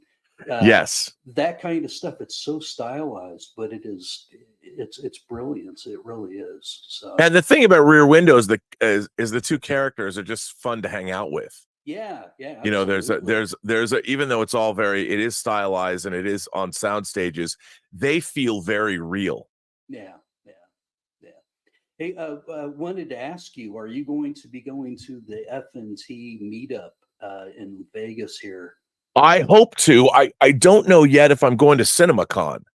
Yeah, I was going to say last year it was at the same time too, and I know you stopped by, and of course I knew you were in town. I was looking for you. I was there, and I don't know how I missed you at the meetup. I came late. I came and but I have to say it was amazing.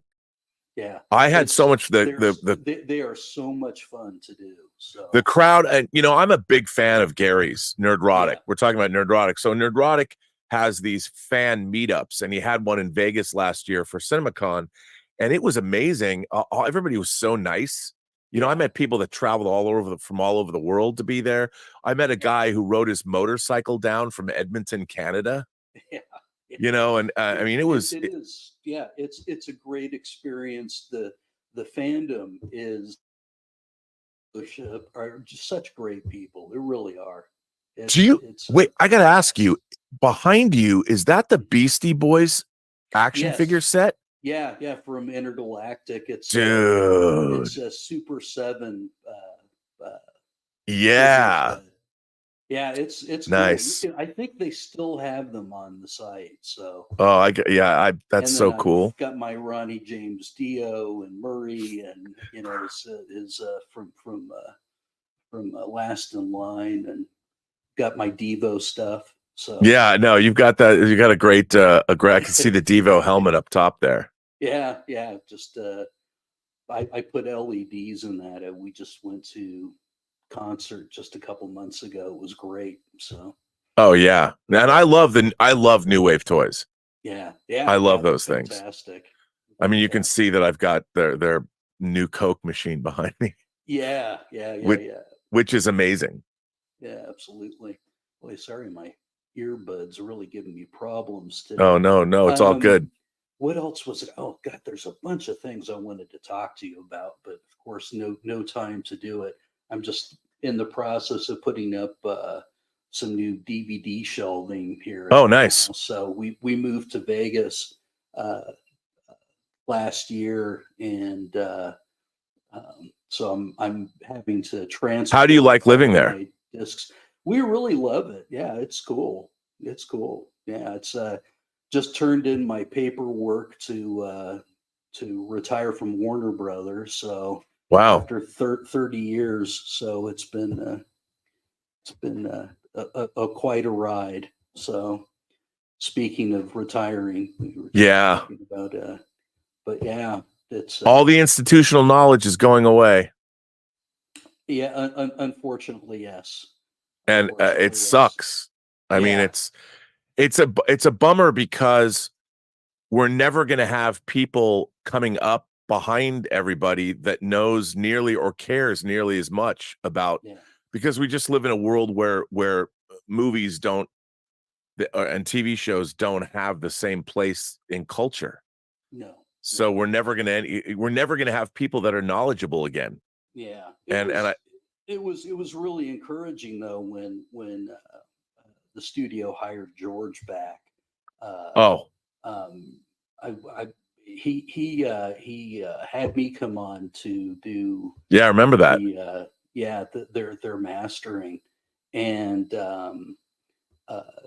when they let him go, it's like it was kind of like the end for me. I mean, things have been getting not as quite as much fun. I love the work, but you know, things have really changed quite a bit. And plus, I'm getting older too, more more jaded, I guess. But well, I mean, it's depressing to see what's happening at, because the people that, like someone like George loves movies. Yeah. And you would think that when you have, and not only does he love movies, he understands the difference.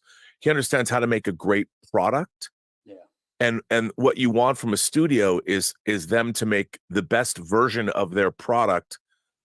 And he knows what that is, because he's got a lifetime of institutional knowledge about that. And how do you take a movie? It's one thing to love movies, but it's a whole nother thing to understand how to translate what a movie is to home video and that medium. And he truly loves all of that stuff. And he was a fan of every single home video format that existed. He understands where all the negatives are, where the different soundtracks are, and it's odd to me. It's not odd, but it's sad to know that there's never, ever, ever, ever, ever going to be people that have that knowledge anymore. So you're inherently dealing with people at the studios that do not know what is correct. Like, there's nobody you're going to be able to go to there's nobody at Warner Brothers to go to other than George Feltenstein to go, is this correct? And that's why there's so many problems, and they have to, oh, well, this was not done right, or that wasn't done right, or this soundtrack, because the people that work there don't know the difference. And it blows me away, and they're never going to know the difference. So, Channel Surfer, it was great to see you, and congratulations on your upcoming retirement. Yeah, hopefully, stay in touch or send me some kind of an email, and I'll tell you if I'm going to be at that meetup, because I want to be at the meetup. But that just, I think that's something. I think it's true of all of our entertainment, is that the people that are making our entertainment now know less about it than ever before. And it's incredibly problematic even in writing. I put up one clip from a Star Trek episode from Space Seed, a scene where the dinner scene where they're talking to Khan about they don't know who he is yet. And there's more depth, and there's more the way it was shot, the way it was acted, the way it was written. It feels, you watch it and go, that's why people love Star Trek. And you look at it now, you watch clips of episodes now, and people are always like, well, why do you hate Star Trek so much? And I'm like, because the people writing it don't know how to write a story. And it's not a slam on them. They're not literary people. They didn't grow up reading the Western canon of literature and understand how to tell a story. And the people that like new Star Trek, they too have not read enough and are not consumers of storytelling the way people used to be, so they can't tell the difference. And that's permeated the making of all this material too. Rob, we got a super chat from Mario Lopez. Go ahead. All the way from Portugal. From Portugal, saying 5.99 euros. Thank you so much. Says, I remember that I wrote a letter about Sucker Punch that made you buy and review it on Whining About Movies. Unfortunately, I feel that movie is misunderstood. No, I mean, there's a lot of people that love that film. I am an apologist of Sucker Punch. I'm one of the few who appreciate it. Well, I have Hot Toys figures from Sucker Punch. I can't. I can't. And you mentioned astronaut figures earlier. Did you see that there is a crowdfunding campaign now by the Nacelle company for the Expanse figures? Are they 6 scale? I think they are 12 scale. Oh, yeah. I might have to go. Well, I might have to do that because Wandering Toys, that's how I got my little prisoner figures. Well, these are, so I think the prisoners are 3 3/4. Yeah, so these are 6-inch. So these are 1/12 scale, I believe. But, as long as they're carded and I can put them in display cases, that's cool. I would love to get. I didn't see that. Is that on Kickstarter? It's on Kickstarter. It's also in Big Bad Toy Store. They're doing now this thing in Big Bad Toy Store where you can pre-commit to buying the figures, and then that helps them determine which ones to produce. And it's from the Nacelle company, who is the same folks who did the documentaries, The Toys That Made Us, and the movies. Yeah. Those guys. Oh, yeah. So they're legit. Yeah, they are legit, and they're. I mean, if you look at the video they put on their Kickstarter, they are hardcore The Expanse fans. So they're very much committed. The Expanse collectible action figures. Up, they're only. I'll jump on this. Yeah, they look really good. They look really good. Oh wait, I gotta see what do we got here as I'm looking at this. Make a pledge. How do you get where's the whole thing? How much is the whole thing? Yeah, there's got to be an all-in kind of thing at some point in the pledge there. There is. Yeah. There's the $800 version. Ooh, and they come in boxes. They're boxed. Wow. Yeah. Wow. They've got Thomas Jane with that funky haircut. Yeah. Yeah. Wow. So anyway, we got Charles Grindstaff coming to join us now. Charles, welcome. You should be able to join the conversation. There you are. Hello. How's it going? Pretty good. Pretty good. When you were talking about Modern Trek, I haven't even watched it because they couldn't even get the Batleth right. And the Klingons don't look like people I want to hang out with. Right. You mean from Discovery? Discovery, yeah. And recently I was watching another channel and they asked the question why fans today care so much about race and gender bending when we didn't, like when Samuel L. Jackson became Nick Fury. And it's frankly because we don't trust the filmmakers anymore. How many times have we heard it's about time we have a black so-and-so or whatever instead of just giving us a good one? And I'm one that's defending the casting of what's his face? Mandalorian is Mr. Fantastic. I like the girl that they're getting for the woman lead, I don't like her. I don't remember seeing anything with her. I don't think she's that big of a bend for How to Train Your Dragon. Right. But one person trying to defend Nick Fury said, well, he has an eye patch. He doesn't even dress like the Nick Fury from comics. Well, it's funny because they did base the Ultimates Nick Fury on Sam Jackson. Yeah. So, he it is so bizarre to me that nobody, I always bring up, and people say, oh, that doesn't count. I always bring up Morgan Freeman playing Red in the Shawshank Redemption. Yeah. In that story, which I read, that book came out in 1982. The movie came out in 1994, 30 years ago. I used to read that story every year at Christmas. The story is actually called Rita Hayworth and Shawshank Redemption, and it's in different seasons, the same book that Stand By Me and Apt Pupil are from, and The Breathing Method. It's 4 novellas. And when they had cast Morgan Freeman, because I had read the story so many times, I was like, well, that's an interesting choice because the character is not a black character. But when you watch the Shawshank Redemption, the movie, you can't see another actor in that role ever.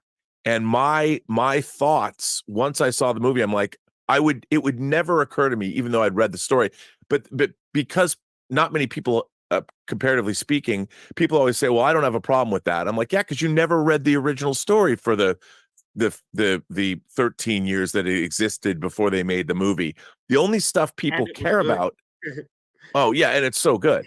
Well, Morgan Freeman, because what's interesting about that story is his race is not part of the tale.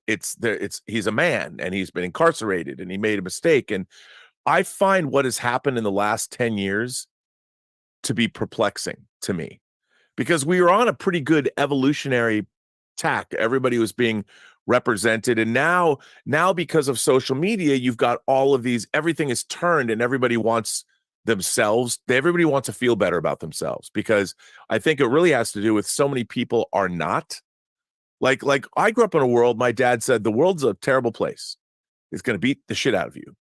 And it's up to you when you step out of the house, you need to meet it, with as much, you have to have learned as much, you have to have enough metal, stones to meet life head on.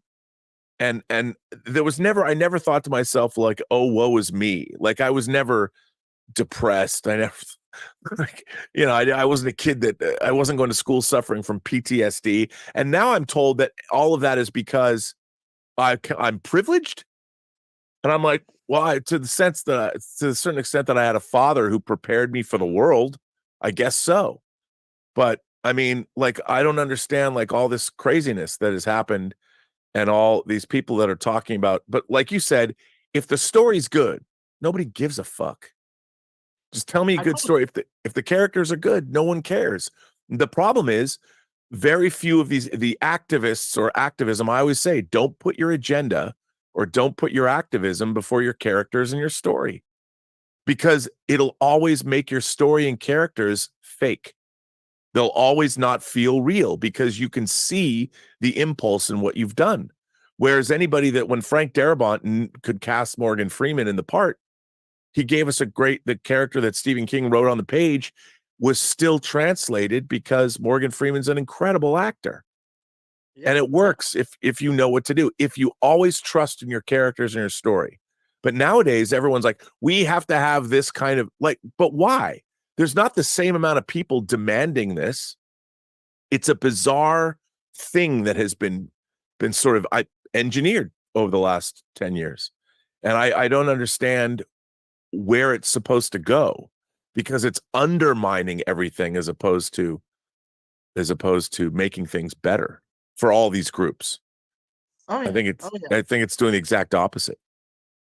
I think it also helps or hurts your goal if you pat yourself on the back for changing a character instead of getting the best actor for the role.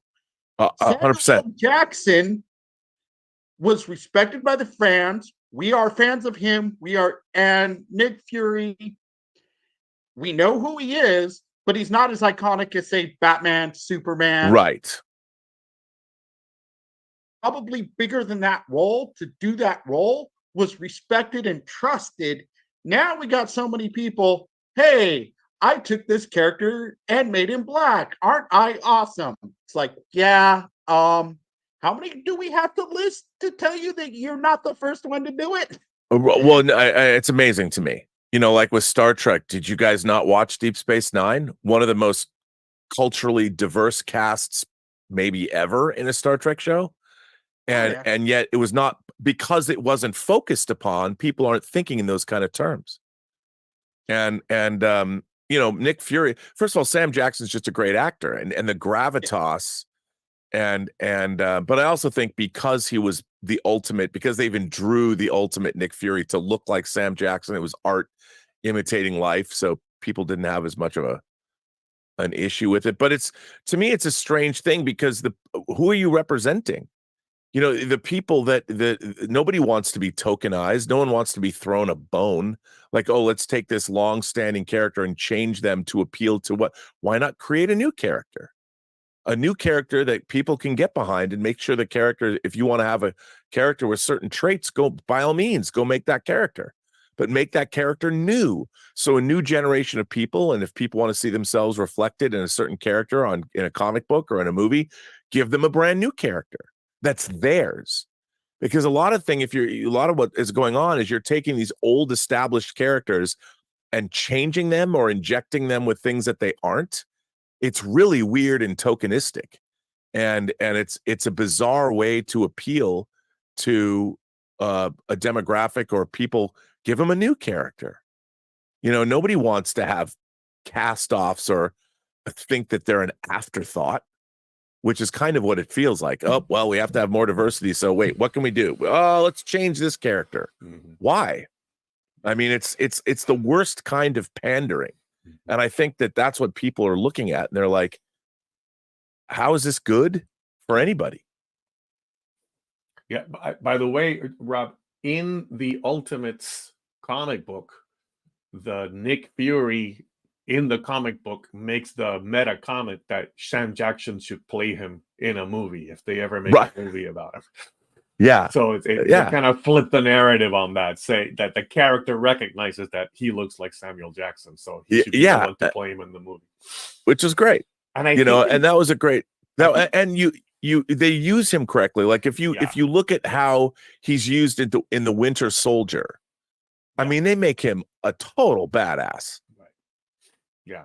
Yeah. And if you can take any character with any traits, and if you write the character well, you can overcome that. But the problem is the impulse to change the characters or inject them with identity politics is coming from a place that the people that are writing those characters aren't good enough writers to make it work. Mm-hmm. Mm-hmm. And that's what we really need, because they haven't read enough. They don't know enough about the original characters. It's like modern Star Trek. You watch modern Star Trek and I'm like, you guys have never watched Star Trek before. Right. And if you have, you've only gone to like BuzzFeed and like watched the 25 episodes they told you to watch. Yeah. And it's very obvious. And for people that watch Star Trek a long time, you can tell that the people writing Star Trek don't know very much about Star Trek. And that's what makes me mad. I'm like, why do they have these jobs? Mm-hmm. Mm-hmm. You know? And they figure, and their excuse is, well, we don't want to be tainted by what Star Trek used to be. I'm like, okay, Star Trek is a genre. And if you're working in that genre, you better know what that genre is all about. You better have read, like, if you're trying to go make a Shakespeare adaptation, like you want to make West Side Story or something, you better have read Shakespeare. Right. You know, don't read a Cliff's Notes version of it and try and, you better know your Shakespeare. Right. Right. And we're seeing a lot of that now. People just don't want to do the work, because, oh, it's too much work. I'm like, okay, well then don't be surprised when you write something that people hate and then get mad because they hate it. Just because you haven't done your homework doesn't mean, and you expect what you've made to be just embraced by people. People know when they're being lied to. Yeah. Well, and I think people who do their homework, it shows in their work. I think in shows like The Expanse and like For All Mankind. I think that's where you see, even Battlestar Galactica, the Ron Moore version with the female Starbuck and the female Boomer, all of that really was people who did their work and found that this would work for this 100%. version of the story that they were doing. It wasn't just because they were trying to meet a quota or make a. I mean, Nicholas Meyer, he'd never seen Star Trek before he worked on Star Trek 2, but because he was classically educated and understood archetypes and where the characters came from. And then Roddenberry explained who Horatio Hornblower was influenced, how he was influenced by the Hornblower novels. And then Nicholas Meyer, as a smart man of letters, who's a novelist already, could then go back and watch those classic episodes of Star Trek and extrapolate. Oh, I see. I get it. Yeah. I get it. Yeah. Because he had the classical education in the background that allowed him to know what was going on here, instead of just growing up writing TV and all you've ever done in your life is watch television. And you just see it. You see it in the work. And that's what frustrates people. And they might not even understand what it is they don't like, but they can tell what they don't like and why they don't like it. The Marvel streaming shows suffer from that. Yeah. Yeah. So. All right. And by the way, Rob, the all-in pledge for that expense is the $320 pledge. There's an $800 pledge that includes some additional collectibles, but just the figures is the $320 one. So we've got Godzilla's Podiatrist, which that name has been intriguing me the whole time that we've been. I know. So, welcome to the show, Godzilla's Podiatrist. Hey, business must be booming lately. Yeah, it's been. He needs a lot of stuff pulled out from between his claws. Yeah, a lot of days on set recently. Yeah, it was. Well, this is my my second my second time. I decided to use my real name this time, and but yeah, so it's been business is a booming. Tokyo will be built up just so he can tear it all down again. Yeah, of course. I mean, that's what Shin Godzilla was all about. It's a natural disaster we have to rebuild. Yeah. But well, Rob, I got to ask a Star Trek question before I let it drift off again. You have prescribed a way. I'm of the TNG DS9 generation, and yes, really enjoyed all that. But I've never, I've watched all the original crew movies, but I've never gone back for the original series. And you have a prescription for that I heard and failed to write down as to how to start season. Okay, so Star Trek, the original series, had a failed pilot. They made a pilot, The Cage, that introduced Captain Pike and the Enterprise and Spock, and that was not the network rejected it. So, and what they did was they took that pilot and they incorporated it into a 2-part episode from the original first season of Star Trek, which was genius. It was genius. So when people go back and watch the show, it always starts out with The Cage, which is that failed pilot. I always tell people, don't watch that, because that's not how it was originally presented. So this is the weird thing about Star Trek. The first episode aired, The Man Trap, which is considered Star Trek Episode 1, was not the actual first pilot of the show. And so The Cage was the first pilot, and that was rejected. So put that aside.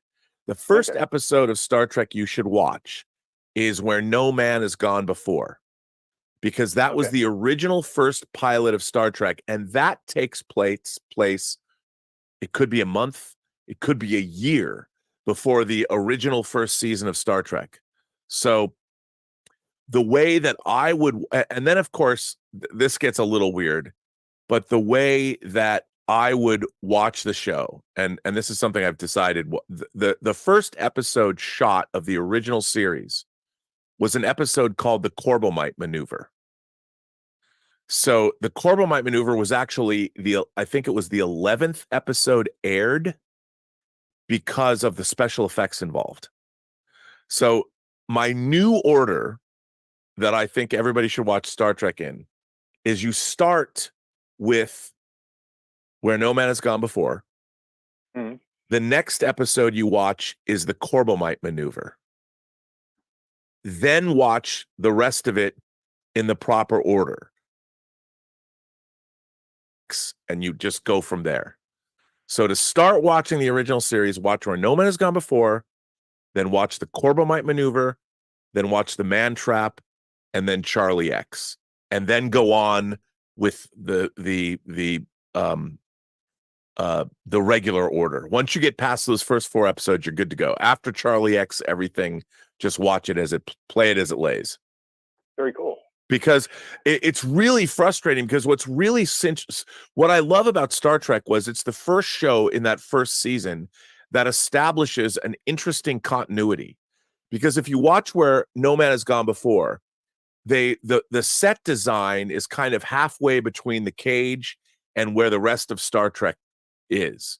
So you get a sense that time is passing and things are evolving.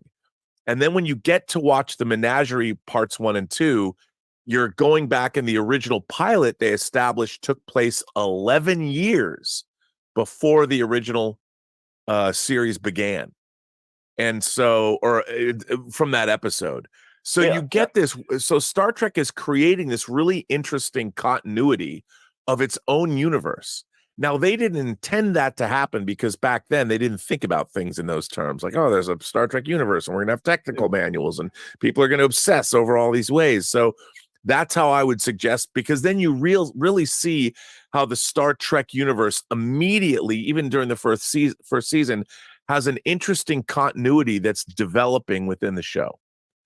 And I think that goes a long way, because part of its universe is what made it so attractive to people when it was first on.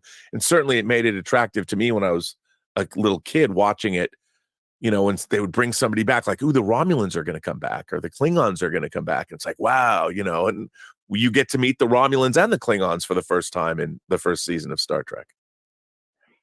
Yeah. There's so much there's got to be people who study, and you could spend your lifetime studying Trek. Well, and the thing is, for me, I kind of have, because, you know, when I started watching Star Trek was in 1972, and the animated series hadn't even dropped. So, you know, the technical manual and the blueprints of the Enterprise hadn't come out yet. And so I think the thing for me is it's literally been, and it's hard to explain to people.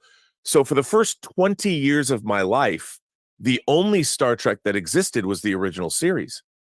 So I became like, you know, an acolyte. It was almost like my religion. So for most of my time on planet Earth, Star Trek was this thing. And then and then you could read all the novels and the comics that came out during that time. And then you had this series. And then in 1979, 10 years after the original series went off the air, you had Star Trek: The Motion Picture, which carried the universe even further. You know, it's basically set 5 years after the original series. And then Star Trek II: The Wrath of Khan takes place 15 years after the original series of Star Trek.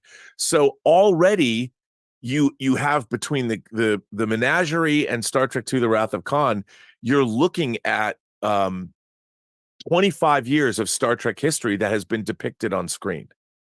And that made it, and that was in 1982. And that was really, really interesting. And then when you get to 1987 and the Next Generation, you jump about 80 years into the future. So Star Trek has this really interesting continuity that had been incorporated into all the novels and everything. So, and then there were people writing essays about it. And so the Star Trek universe was this it was very well documented and mined and speculated on. So that's what, and that's why it's hard for me to get into new Star Trek, because the people that are making new Star Trek have a cursory knowledge at best of this universe that was so well documented and so well mined and thought about and examined both from an internal within the universe and also what it all meant externally. And that's why it bothers me so much that modern Star Trek, in my mind, is not good. Because, and I understand there's no way you could do all that research, but it just seems like so many people don't even bother to get a cursory knowledge of it all. And the thing is, it's so much fun. It's so much fun. And then they keep screwing up continuity. They're going back in time, Strange New Worlds, Discovery, and you're like, none of this happened. None of this fits with what has been established lore for 50 years. And you're screwing it all up. And people are like, well, it's a reimagining. What does it matter? And I'm like, well, it used to matter. Mm-hmm. Part and parcel of the show.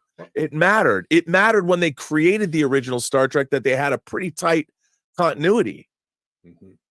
But then, well, and Star Trek has always given them the out by saying you can set it in a parallel universe or something like that. But then they just continue to want to jam everything into the same continuity. So, right, and this is another thing. When Deep Space Nine went back to the original series, everything looked like the original series. They literally inserted characters, and they had sets built that were looking.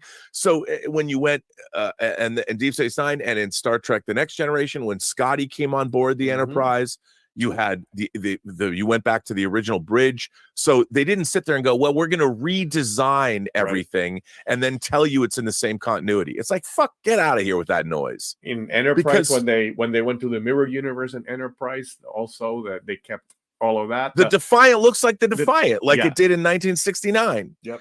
And this is the thing that when I look at these creators trying to justify this, I'm like, I don't even think you know that they did that. Yeah. Yep. And then it tells me that you tell me you haven't watched Star Trek by telling me you haven't watched Star Trek. And they sit there and they justify, like, we're going to do, like, those Discovery uniforms from the first season, the blue and silver uniforms, those are fucking terrible. They're terrible. They don't represent anything that we'd seen in the continuity. It's just somebody coming along going, hey, we're going to change. Then start it from scratch. Reboot Star Trek. Reboot. Like they did with Galactica. Exactly. Reboot it. Just say it's, and I have no problem with that. But don't sit there and tell me the show that I've been watching. I feel like all modern Star Trek is just gaslighting. It's gaslighting anybody who grew up watching the show because they figure they can. Yeah. Like, what does it matter? And if Star Trek was excellent, if you gave us a Ron Moore adaptation that had that kind of gravitas, nobody would care. But the show is really not good.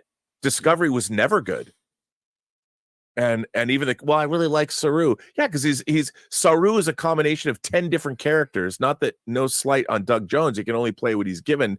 Yeah. But Saru is an amalgamation of every character, starting with Spock or Data, or B'Elanna Torres, whatever it's just all mashed into one. So you're given a cliche Star Trek character that, of course, he feels Star Trek because they've taken the most basic principles and put them all together. Don't you see? I'm ranting. We put you on the firebrand here. So let's go ahead and ranting get again. 1001 Johnny to join us. Welcome, Johnny. You should be able to unmute. Hey, Rob. What's up, man? Can you hear me okay? Yeah. Are you still traveling? Yeah. Are you in Bangkok? No, I'm in my parents' house that they rent out in San Claverie. And where is that? This is close to the border of Myanmar. We have oh, wow, Burmese neighbors to the left of me, where I'm sitting right now. Wow. And this is all the houses down this street are all owned by the same person who lives here in San Claverie, and they rent everything out to people. Foreigners is the income, like foreigners that need a place to stay. Because if you're not a citizen of Thailand, you're not allowed to own property, so you have to rent. My parents have lived in this town for let's see, I was probably 4 or 5 years old when they first came here, and amazing. That's our whole life. We were raised over here in Thailand. Me and all my siblings, we were born here. My sister's the youngest. She's still here with them. And it's 4 a.m. I got up at 3 just to be ready to be part of the call today. Wow. Wow. Yeah. We're going to church, big church meeting. Po Karen is the people group from Burma. They're not Burmese. Out here in Asia, the way how you know the ethnicity of somebody is if there's a language. If they have a language, then that's a people group.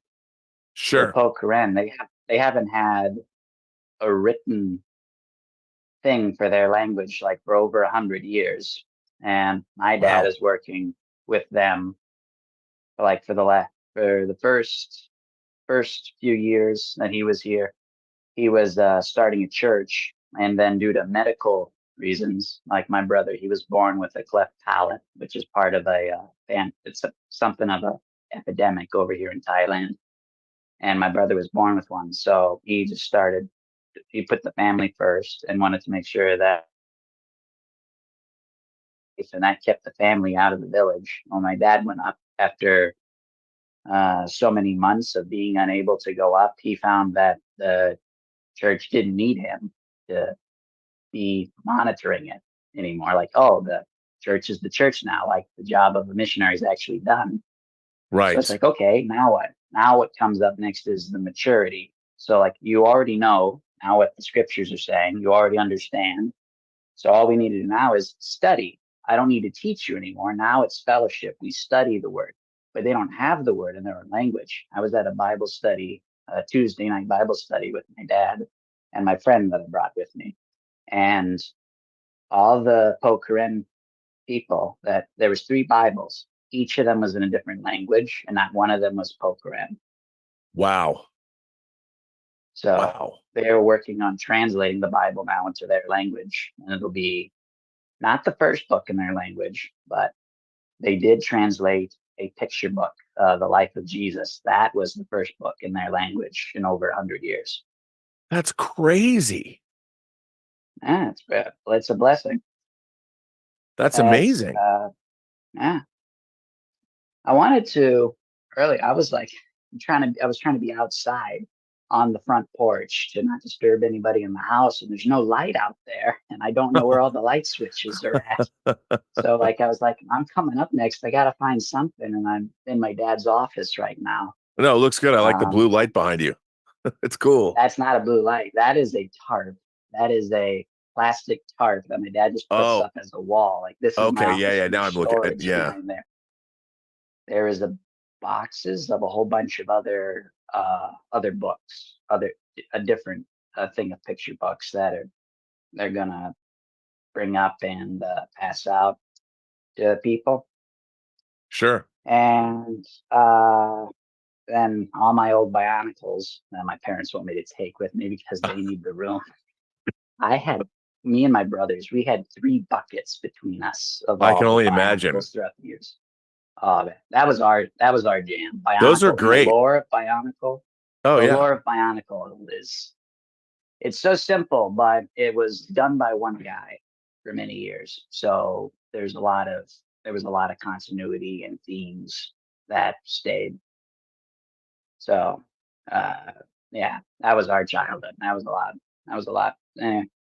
I wanted to show off this pipe. I smoked this before coming on to keep the bugs off me. That's a newer habit of mine. Or not even a habit. I do it every once in a while. What kind of a pipe is that?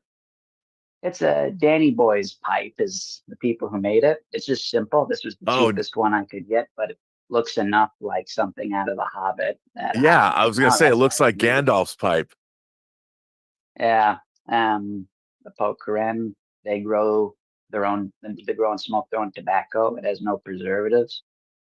And my dad was telling me that their ancestors used to have pipes, but because they're immigrants, they're not able to. I woke my sister up. Oh. She just texted me on our family chat. I guess I just better get going. I've got a minute left. I wanted to say, when you were telling the other fella about Star Trek, I did actually start with The Cage. I thought it was amazing. Yeah. See, I love but if The Cage is amazing in the context of the menagerie, it's even more amazing. So it still works. I got to see it. I got to see The Cage first and then the menagerie, and it's like it just built upon itself. Yeah. And that's the thing. I mean, I think seeing it, the problem now is that modern Star Trek has taken so much. They keep going back to The Cage. They've made Captain Pike. We've seen Captain Pike in the movies. We've got Captain Pike as the lead of the Star Trek Strange New World series. And it's kind of odd to me that a character who was sort of rejected has become the cornerstone of modern Star Trek. And in a way, I kind of see that as a metaphor that let's take rejected Star Trek and there's a lot of that in the creation of modern Star Trek, that they take things that were either set aside or changed and they've tried to restore them, which is weird. It's almost like willful. We're going to willfully go back and change things to make them more ours. And I'm like, why don't you create new characters? Just create something new instead of going back and repurposing what you didn't. Sort of a bizarre way to go, but because when I was a kid watching the Menagerie, it was my favorite. I loved the Menagerie. When the Menagerie was on, I'm like, this is the greatest thing ever. Loved it. So it's always good to see you. Yeah, good to see you, Johnny. Thanks for the insight into where you're at. That's amazing. That's crazy. Yeah. Really, really cool story. Thanks for sharing. Yeah. All right. We are going to, I know, Rob, we've got about 40 minutes left, so I want to make sure that we honor your timeline as well here. So let's go ahead and get going with our. Well, it's only 1:23. So right, you said till 2? Till 2, yeah. Yeah, so we got about 40 minutes. So we're gonna go ahead and get Kelvin in here. All the way from down under. Welcome, Kelvin.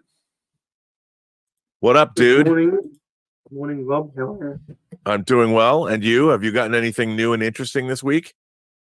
No, and I'm just waiting on some stuff for where we live. It's like, it's got to come from overseas. It's hanging around in transit. Yeah, I know how that is. Oh, I did buy Tron Legacy because I've not seen this actually. Oh, I'll be curious to hear what you think. Because I mean, like you, I went and seen Tron way back in 1984. Yeah, when it was the original. Yeah. I don't know why I didn't see that movie. It's one of those things that sometimes escapes you, regardless of how many times you're on the lookout for these things. But yes, actually, one thing I did.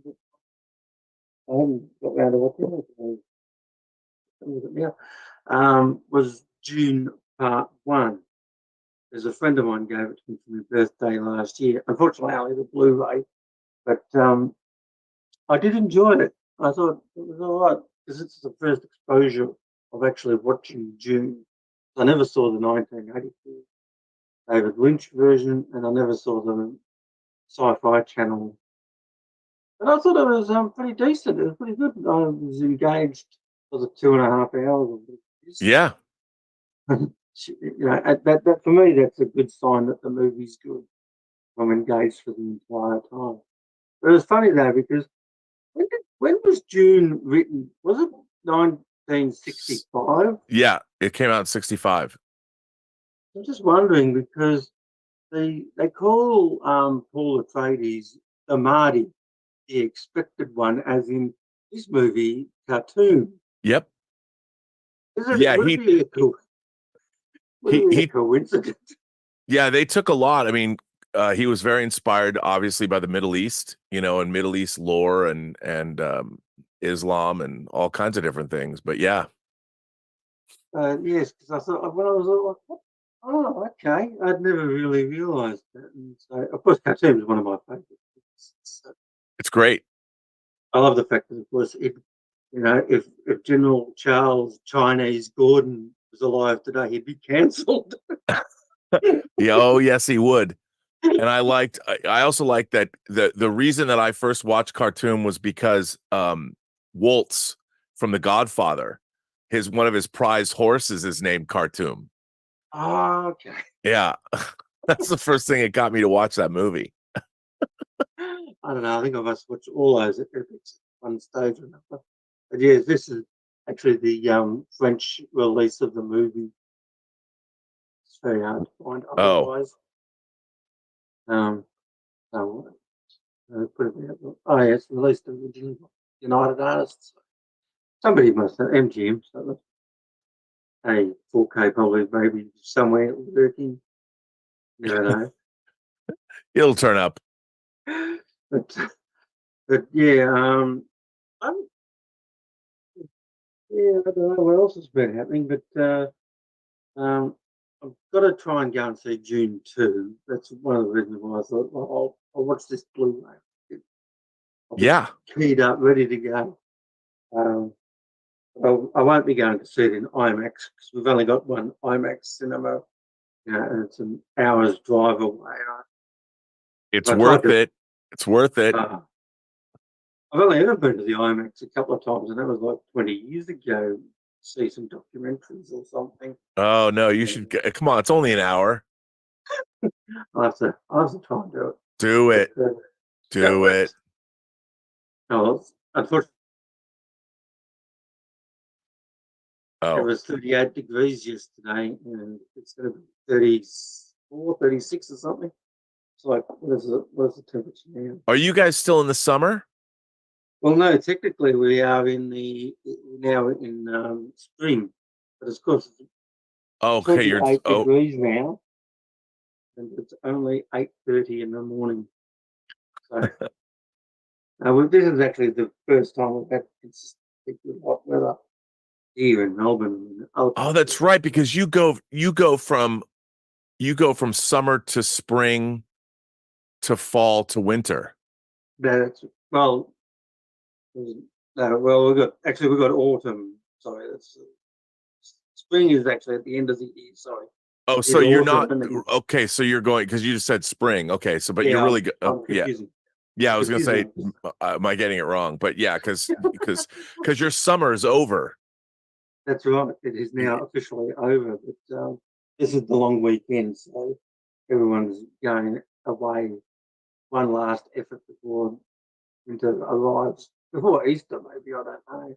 Yeah, well, that means if it's a long weekend, that means you can make that hour drive to the IMAX cinema. Come on, man. Do it. Do it.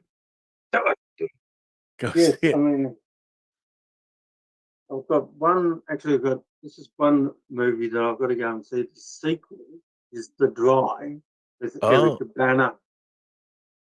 There is a sequel called Force of Nature. I saw a trailer for that. Is it good? It is. I didn't go and see this when it came out. 3 or 4 years ago now. But I think it's because of probably because of COVID that came out. But highest grossing movie in Australia of Australian movie of that year, and I think it's going to be the same for this. But I found one thing interesting watching the interviews with Eric Bana, done by Jane Harper, who is actually the writer of the book. I didn't realise that she was an English woman, and so it just goes to prove that you can get someone who does a bit of research can get the flavour of a country or a place and the characters without living there. So yep. You know, I thought that was quite an interesting interview. And it looks like we're wrapping up now. Good to see you, Rob. Good to see you. Always a pleasure. You're gonna have to try and make it to the United States. Go to IMAX, dude. Come on, do it. All right. Good to see you. Good to see you, Kelvin, as always. Kelvin. See you later. Go.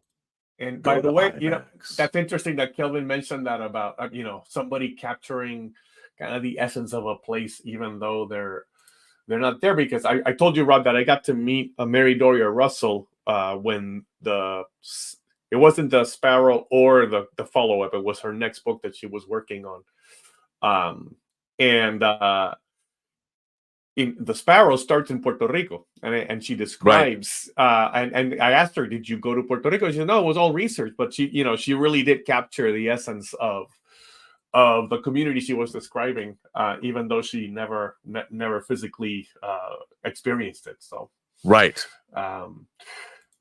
All right, we have, let me see here, who's that? Brian Erdy is coming up next, so let's go ahead and bring him in. Welcome, Brian. Are you able to unmute now, Brian? Let me see. Okay, try it now, Brian. You should be able to unmute. There we go. Welcome. Welcome. So I have something exciting and new. The Love Boat? Exciting and new. Come aboard. Yeah. The very first James Bond movie I ever saw was Octopussy. 1983. 1983. And La La Land just released. Oh, that, yeah. By the way, nice shirt. Thank you. The first Star Wars novelization cover. Yes. The year before the movie came out. Yeah. I love that score. The Octopussy score is great. And yeah, I got to get that because it's a great score. It is. And I know a lot of people kind of diss Octopussy, as a film, but as my first experience, never having seen a Connery film, right? I just went into it. I just went into it almost completely blind and was blown away and loved it. So I'm super excited about that. Now I have a question for you, and if you can't talk about it, I totally understand. But a few weeks ago, you mentioned seeing Star Trek Generations with Mark Altman at the Paramount Theater, which I saw Star Trek 2009 at that theater. And on the Paramount lot. Yeah. Not in screening room 5, but in the big standalone theater. Right. It was, at the time, it was brand new. So can you talk about what happened with him having a meltdown? Oh my God. Well, it was like, he just hated the movie. Like, he hated the movie. He hated what happened to William Shatner. And we're walking, he's like, fuck that movie. Like, we're literally, you leave and you come down the corridors after you leave the auditorium room. And then you come out to that big, beautiful lobby area. We came down on the left side. So we came out on this side of the theater.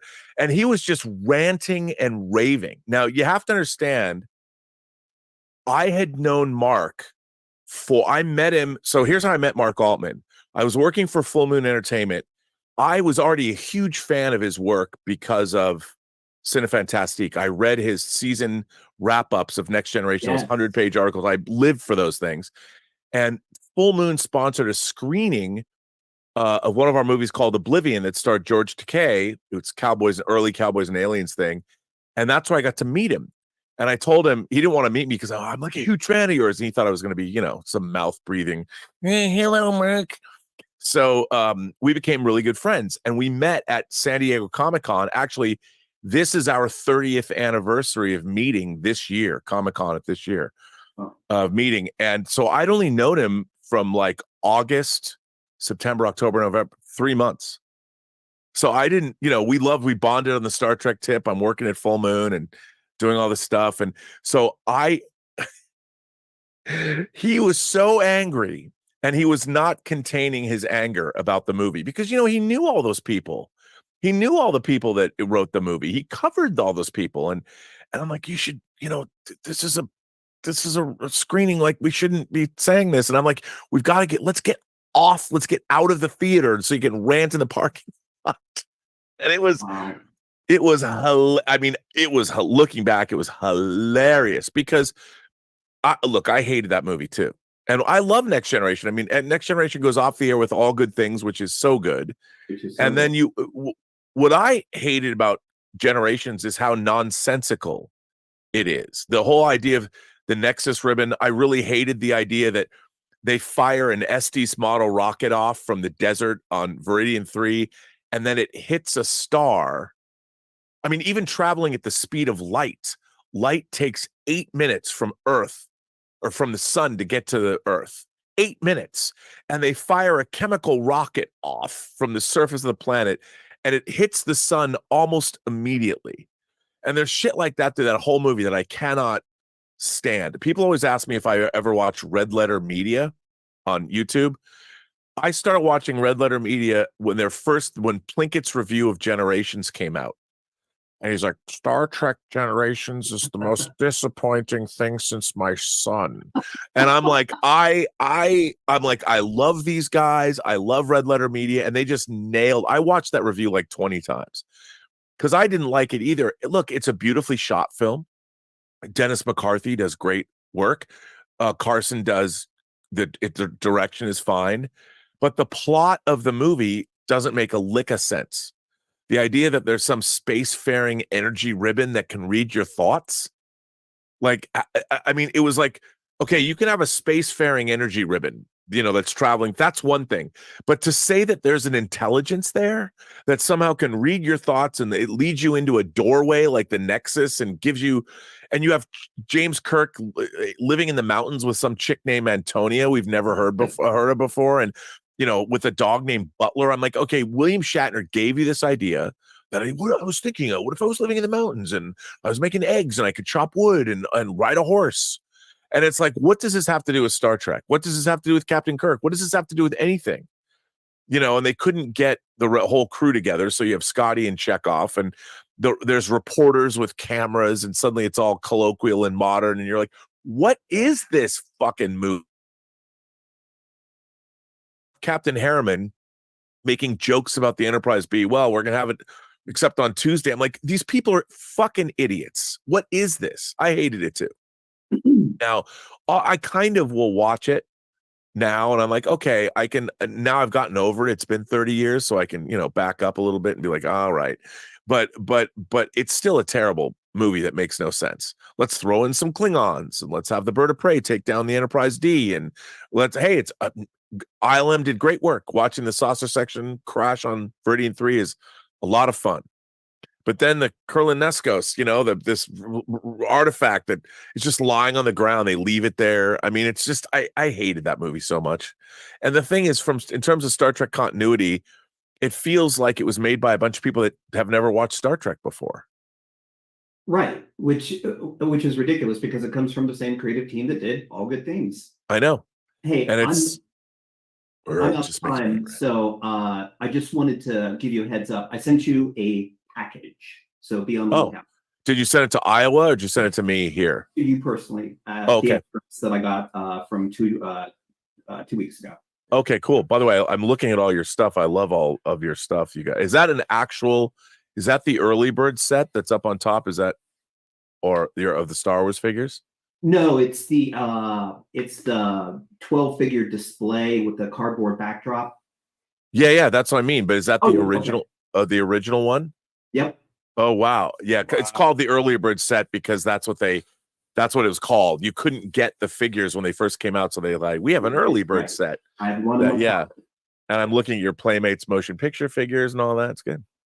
Working on a video of my office, so I'll send it your way when I'm done. Yeah, great. You have a great collection of stuff. Thanks. Yeah, I gotta get a spindle rack. Yeah. I just got the ROM omnibus. Oh, the hardcover that just came out. I love ROM so much because of Sal Buscema's art. It's fantastic. Yeah, it's fantastic. And I was happy to get there's gonna be 3 ROM omnibuses. And I can't wait to get the Micronauts omnibus. That's coming out too. Yeah. Have you ever seen this? The miniaturized ROM action figure? No. Where did you get that? That came in a box set of some obscure Marvel titles. They had some Micronauts in there. They had I'll find the link and I'll send it to you. Wow. This is glorious. That is dope. I'd love to get that's even better than the original ROM figure. Yeah. It's more articulated. The proportions are better. Wasn't that like a con exclusive that included like some Micronaut figure and some Mask figure? It was like a properties that had those action figures and comic books in the past, and then they released it at a con at some point. Like it was so IDW. Cool. Yeah. Not cheap. Yeah. But cool. Yeah. Very nice. All right. Great to see you, Brian. Take care. Thanks, guys. Thanks a lot, man. Good to see you. Let me go ahead and get our last couple of callers here. We got Anthony Plowden joining us now. Anthony, welcome aboard. Hey, what's up, Rob? How you doing? How's it going, man? How are you? Good. How's everything going with you today? Things are good. I'm going to go mow the lawn when I'm done here. We've got, I think could be puppy day today where we're going to have our final third litter of puppies and we need to make the backyard where they grow up. Okay. That's good. Habitable. That's good. Any shows tonight, Rob? Observations? Yeah, I'm gonna do a show. I'll do a show tonight. A Okay. pre-Oscar show and I don't know exactly what I'm going to talk about. I never know. I always cast a wide net and look for things that I want to talk about. Right. And a lot of the time I don't know because I try and keep it topical. Like the article I talked about last night dropped yesterday. So Okay. I found that article yesterday, which I thought was interesting. I was like, I like this idea. Yeah, Because we're all the idea that we're being propagandized all the time is something I've always thought, and it's just a function of our modern age. I mean, it's happening all the time. So yeah. I mean, and I've always found that the anthropomorphization of machines, I mean, that's something that's always endeared Japanese culture to me, because the Japanese love to anthropomorphize machines. But here it seems a little bit more insidious. When people and I thought that article was because it's always weird. Like whenever we do that, Americans anthropomorphize AI by making it cute. I mean, Right. the Japanese do that too, but in us, we always do it in human terms. Right. Whereas it's bizarre. But yeah, yeah. So I gotta find. I don't know what I'm gonna talk about yet. I never do, but I will. Yeah, I'll be tuning in. I was going to say 2 quick things. I know you got to go, but no worries. I know when you were on the John Campus show, maybe about 2 weeks ago, I can't remember. You mentioned about the Goonies and how you just were never into that movie. And I came up with a theory, like between our last video call and this week's, is that I know the Goonies came out like 85. I know I was 6 or 7 years old. I went to the theaters to see that film about three or four times. I was graduating from high school. Well, see, that's what I was going to say. Do you think that it just didn't resonate with you because it was kind of like an age thing to where you were like so far removed from the whole kitty theme of it? Okay. 100%. I reviewed that for our high school newspaper. And, the thing about it was I never, even as a kid, I never liked movies that were directed towards kids. Like they would make the kids act like, I much preferred movies where kids acted like kids as opposed to caricatures of kids, and that, I mean, there's all this cool stuff like pirate ship and all that that I should have loved. But yeah, I was already so, I mean, the literature that I was reading, like even as a kid, like my YA fiction was Stephen King novels. I mean, I was reading, I read Dune when I was 10 or 11 for the first time. So I always wanted it never, because when I was growing up, like I loved Disney live action movies. Like when I remember seeing Jodie Foster in a movie called Candle Shoe, where there's kind of a mystery. She goes, but she acts like a kid her age. She acted age appropriate, not as a character. And I believed in that character. I liked that character. And I didn't like stories where kids acted like these weird, like we have to direct this story to children, so let's make kids kid-like. Right. And that was the thing. It was goofy too. It was goofy. Yeah, it was goofy. And I know a lot of kids like that, but for me, I would much have preferred, it was all a tonal issue. And people love the Goonies because they saw it when they were a kid. And I totally agree with that. But even when I was a kid, I was watching Star Trek and I was watching The Twilight Zone and I was watching Outer Limits. And I didn't even like movies about kids when I was a kid. Unless the kids acted like real people. Like give me a kid in some war-torn country who had to survive.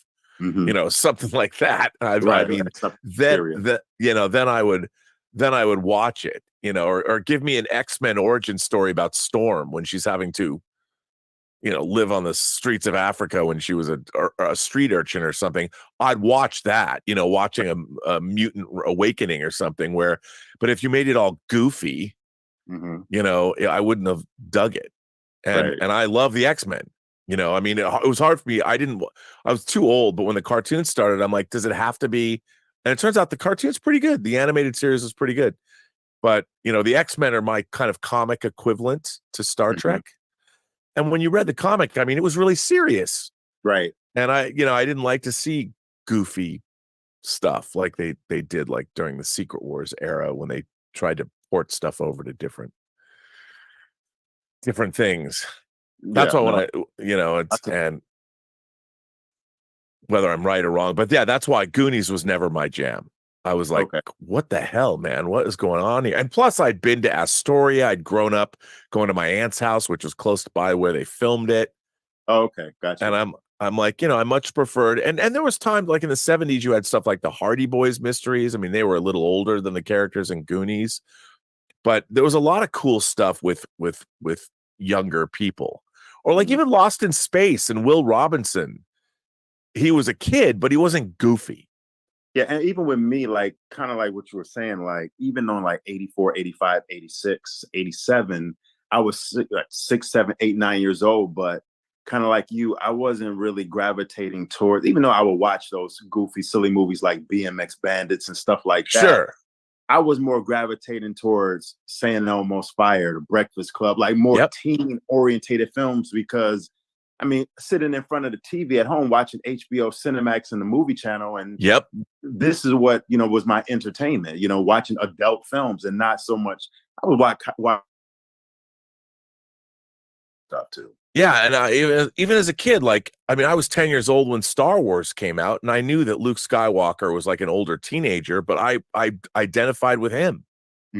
As opposed to, but yeah, the thing about Goonies was everything in it I liked. I hated the kids in it. Yeah, I hated the way that they acted. I was like, I hate these goofy, silly.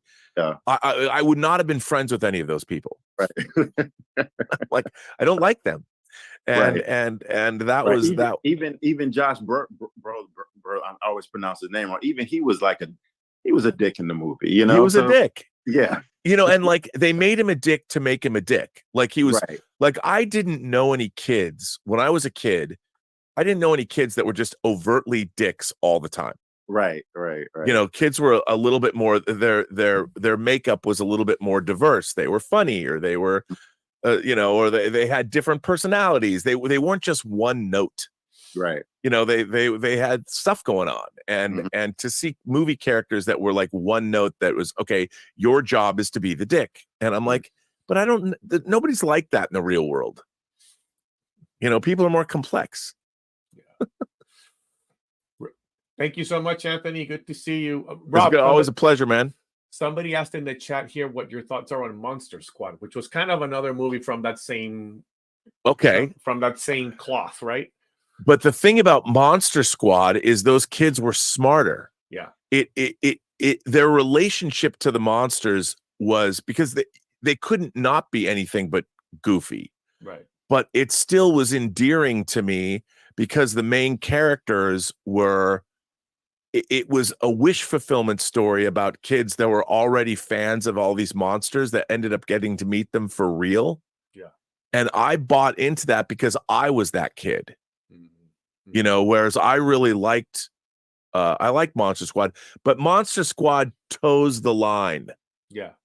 You know, it's right on the line for me. I'll watch it, but it's this close for me not dig it, but I dig it.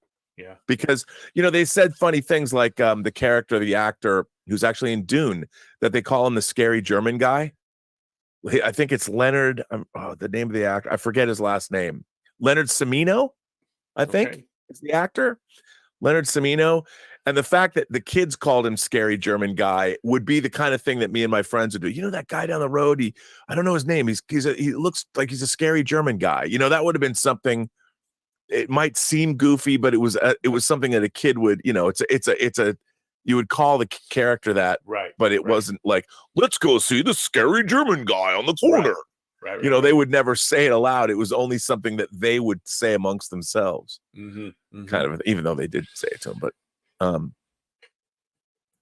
right, we're gonna close things up, Rob, with Brian Depp. We've got Brian Depp joining us now. Welcome. What's up, man? Hey, Robert, how are you? I did talk to George Feltenstein. I've spoken to him. Question? I did bring up the question, and he says, well, you never know. One can only hope. That's how I've been living the last few years, waiting for that. But it is not unknown to him. I can say that to you. It is not unknown, which I thought was. I was always just wondering if it had just become one of those forgotten titles. No, George doesn't forget about anything, you know, so. Well, I appreciate you following up on that with him. Oh, yeah. Yes, sir. So, yes, sir. Yeah, I don't really have anything to talk about. I just to correct you off of what you were asking Brian Erdy, that set behind him, that's not the early bird set. That's the just the display stand with the 12 figures. Because the early bird was only 4 figures. It was Luke, Leia, R2, and Chewbacca. Right, but the background, the early bird set came with 4 figures, but it still came with the background for all 12 of the original figures. But that's a different set. Oh, because it's the one with the plastic base. Yeah, that's a display stand. Got it. Okay. That's I'm actually wearing my Star I was gonna Wars. say you're wearing the early bird set there too. That was the dumbest shit ever. Yeah. Even when I was a kid. So for those of you who don't know, when Star Wars came out, like Mego passed over, nobody wanted to do Star Wars because they couldn't get toys into. Star Wars came out in May, but for that Christmas season, nobody could make toys in time. So a lot of toy companies said, you know what? And they put out literally, you could buy the early bird set, which was a big folder that you would open up, and it came with that backing. And, you know, you'd have the stand. So you got that, and then you'd send in a coupon, and they would send you the figures months later. I mean, I did it. Yeah, it was an IOU. I mean, in toy history, I don't know if anyone, I mean, now when you pre-order like these Expanse figures, I guess you could say it was something like that. It was the first pre-order, basically. Yeah, exactly. That was the first pre-order. That's right. But at the time when you were a kid in 1977, you're like, wait, what kind of bullshit is that? But that's in the other room in my bedroom. One of these days I'll bring it over in here and show it to you. I've got I'm working on getting the original 12 figures on. They came in different levels or grade. Like the original ones were called 12A. Yeah. And then with each variation of the card, they changed to 12B, 12C. Well, I'm trying to get all the 12As, and I've got 9 of them so far. I need Luke, Leia, and the Death Squad commander. How much have you invested in that? Do you know? I do. It's about 13. 1,000? Yeah. Yeah, I figured as much. Yeah, but I mean, but the thing is, they're finite. You can actually get them all. Right. And when you have them all, that's all. It's the original 12 back figures. Yep. So once you have them, you have that entire set, and it will only appreciate in value. Yeah, they've actually gone up since what I paid for them. Yeah, although I don't envy what the final 3 are going to cost you. Yeah, I'm not looking forward to getting Luke. Now, do you have a Jawa with the vinyl cape? No, but I have the 12A cloth cape Jawa, which is actually more rare than the 12A vinyl cape. Okay, all right. Because I had both. I had multiple Jawa. I wish it's so weird because at the time I kept good care of my toys, but I didn't. I never. There was never a thought to keep them in the package. Yeah. Well, because I played with them incessantly. I made movies with them. I remember as a kid, my dad made a comment that a guy that he worked with was buying them all and keeping them in the card. And I just remember him saying that to me and me being like, "Oh, if I had them, I'd rip them open." Yeah. Yeah, I was that's to me that's such a weird the idea that back in the day I would never have thought to keep toys. And I mean I've had dreams about being a time traveler and going back and when I was traveling through time, that's what I did. I went and bought comics and toys mint condition and brought them into the future and sold them immediately on eBay. Absolutely. I wouldn't go back and change history. I just go buy toys and bring them into the future and sell them at a premium, or buy vinyl. Like here's the first release of the first Beatles record. You know, just go back and in time. Well, would you want to go back to Golgotha and see watch what happened to Jesus? Nah, I just go buy Star Wars toys and go to the future and sell them. Yeah. I mean, I'd go back to Golgotha too. I'd do all that. I'd be a time tourist. I think it'd be fun. So, the other thing I wanted to ask you about was Midnight Musings. Are you going to be bringing that back? Yeah, I mean, Lael is in Washington D.C. at a convention, and but yeah, we'll bring it back. It hasn't gone anywhere. It's just everyone's been sort of busy, and RM can't do it on Saturdays. Okay. So she can only do it Fridays. Okay. So we don't have a time to do it if one or two of us, because I like doing it with the 3 of us. Right. But yeah, I definitely bring it back. Okay. Yeah, because I've been missing that show with you guys. I know, and there's been a lot to talk about too. I mean, if only for the hot toys that they're releasing from Ahsoka. My God. I mean, talk about expensive. If you look at all the Ahsoka hot toys, you're looking at like $4,000. That's insane. It's insane. But I actually do have a little criticism for you. Lay it on me. The last couple of weeks with Let's Get Physical Media, you've been cutting them short to jump ship, go to another show. It's true, and I'm going to do it again. Is that going to become a regular thing that you cut? No, I mean, George started this new live stream, and I was just doing it to help him out. But yeah, I mean, it's in a way because we have a tendency to ramble on that show, and luckily, I've got I'm between the Cameron titles come out, and then I did get a pretty great box from Kino Lorber that has great stuff in it. But I love when I get their heavy boxes full of stuff. And my Second Sight box left, but it hasn't shown up yet, which is epic. I've been hearing good reviews of the Cameron titles. Yeah, which is good. Yeah. It's good that they're less compressed and they look better than the digital files, which is to be expected. Yeah. So I'm happy about that. But that's it. I mean, Let's Get Physical Media is my favorite show. And well, I mean, that's a legit criticism. I understand. But I like it too when I've got new stuff or stuff to talk about. But yeah, because there's a lot of good stuff that is coming. So, which is a really good thing.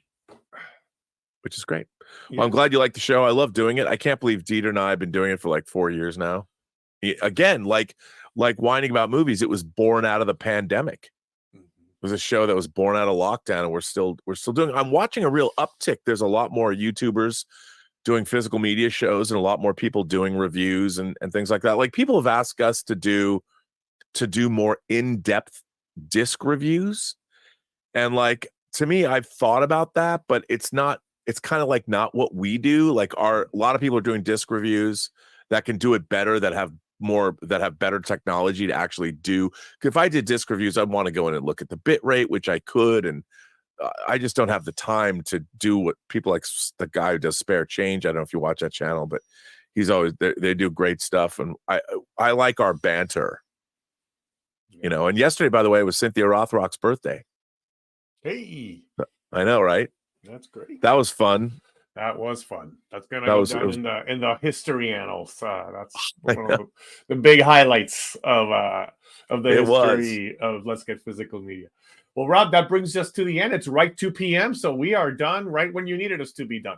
Yes, this was perfect. I want to thank everybody for your continued patronage of the channel and all that. Having these member calls is great. I'll be continuing to do what we do, and more stuff coming, and the audio drama. I can't wait to this audio drama. It's so good. I got Max's outline his outline was 40 pages. I'm like, bruh. Oh, wow. Yeah. It's like, I mean, it's because, you know, it's based on an actual, all of the stories are based on real historical events. Right. And this one surrounds the assassination of Chicago Mayor Cermak. Right. And I mean, FDR is a character. Elliot Ness is a character. There's all kinds of people that are Frank Nitti is a big character, so it's really interesting. I mean, I'm really digging it, and so it's great. You know, there's a lot of interesting stuff, and it shows Nathan Heller's journey. Yeah, and because there's episodes that take place in the Bahamas, and it's great. Not in this one. But right. This one's goes different places, but it's interesting. Hey, Stubbleneck Shape snuck in a last minute tip here, $20 Swedish krona. When is the next Midnight Metal with Dave Parker? I guess we'll just next week. Next week, all right. Yeah, Dave Parker called me up, and Dave has a movie that he directed that's going to be on Tubi that drops next week. So we are going to promote his new movie that he directed. Excellent. So that's pretty cool. All right. Yeah. We're going to have to let you go. We're going to let everybody go. Thank you so much, everyone, for joining us. Yes. And I guess we'll see more of you later today and tomorrow on Let's Get Physical Media. Yes, absolutely. And more puppies. More puppies are coming. More puppies are coming. Just when you thought you were out, Rob. I know. They pulled you back in. Yeah, this is I hope this isn't the Godfather 3. We've been good so far. I don't want to lose any of the puppies. Let's hope so. You know, in a hail of gunfire outside of a beautiful theater in Tuscany. That's or Sicily. Pardon me, they're not in Tuscany. It's Sicily. Yeah. Tuscany's different. Yeah. All right, Rob. All right, everybody. See ya. I will see you later.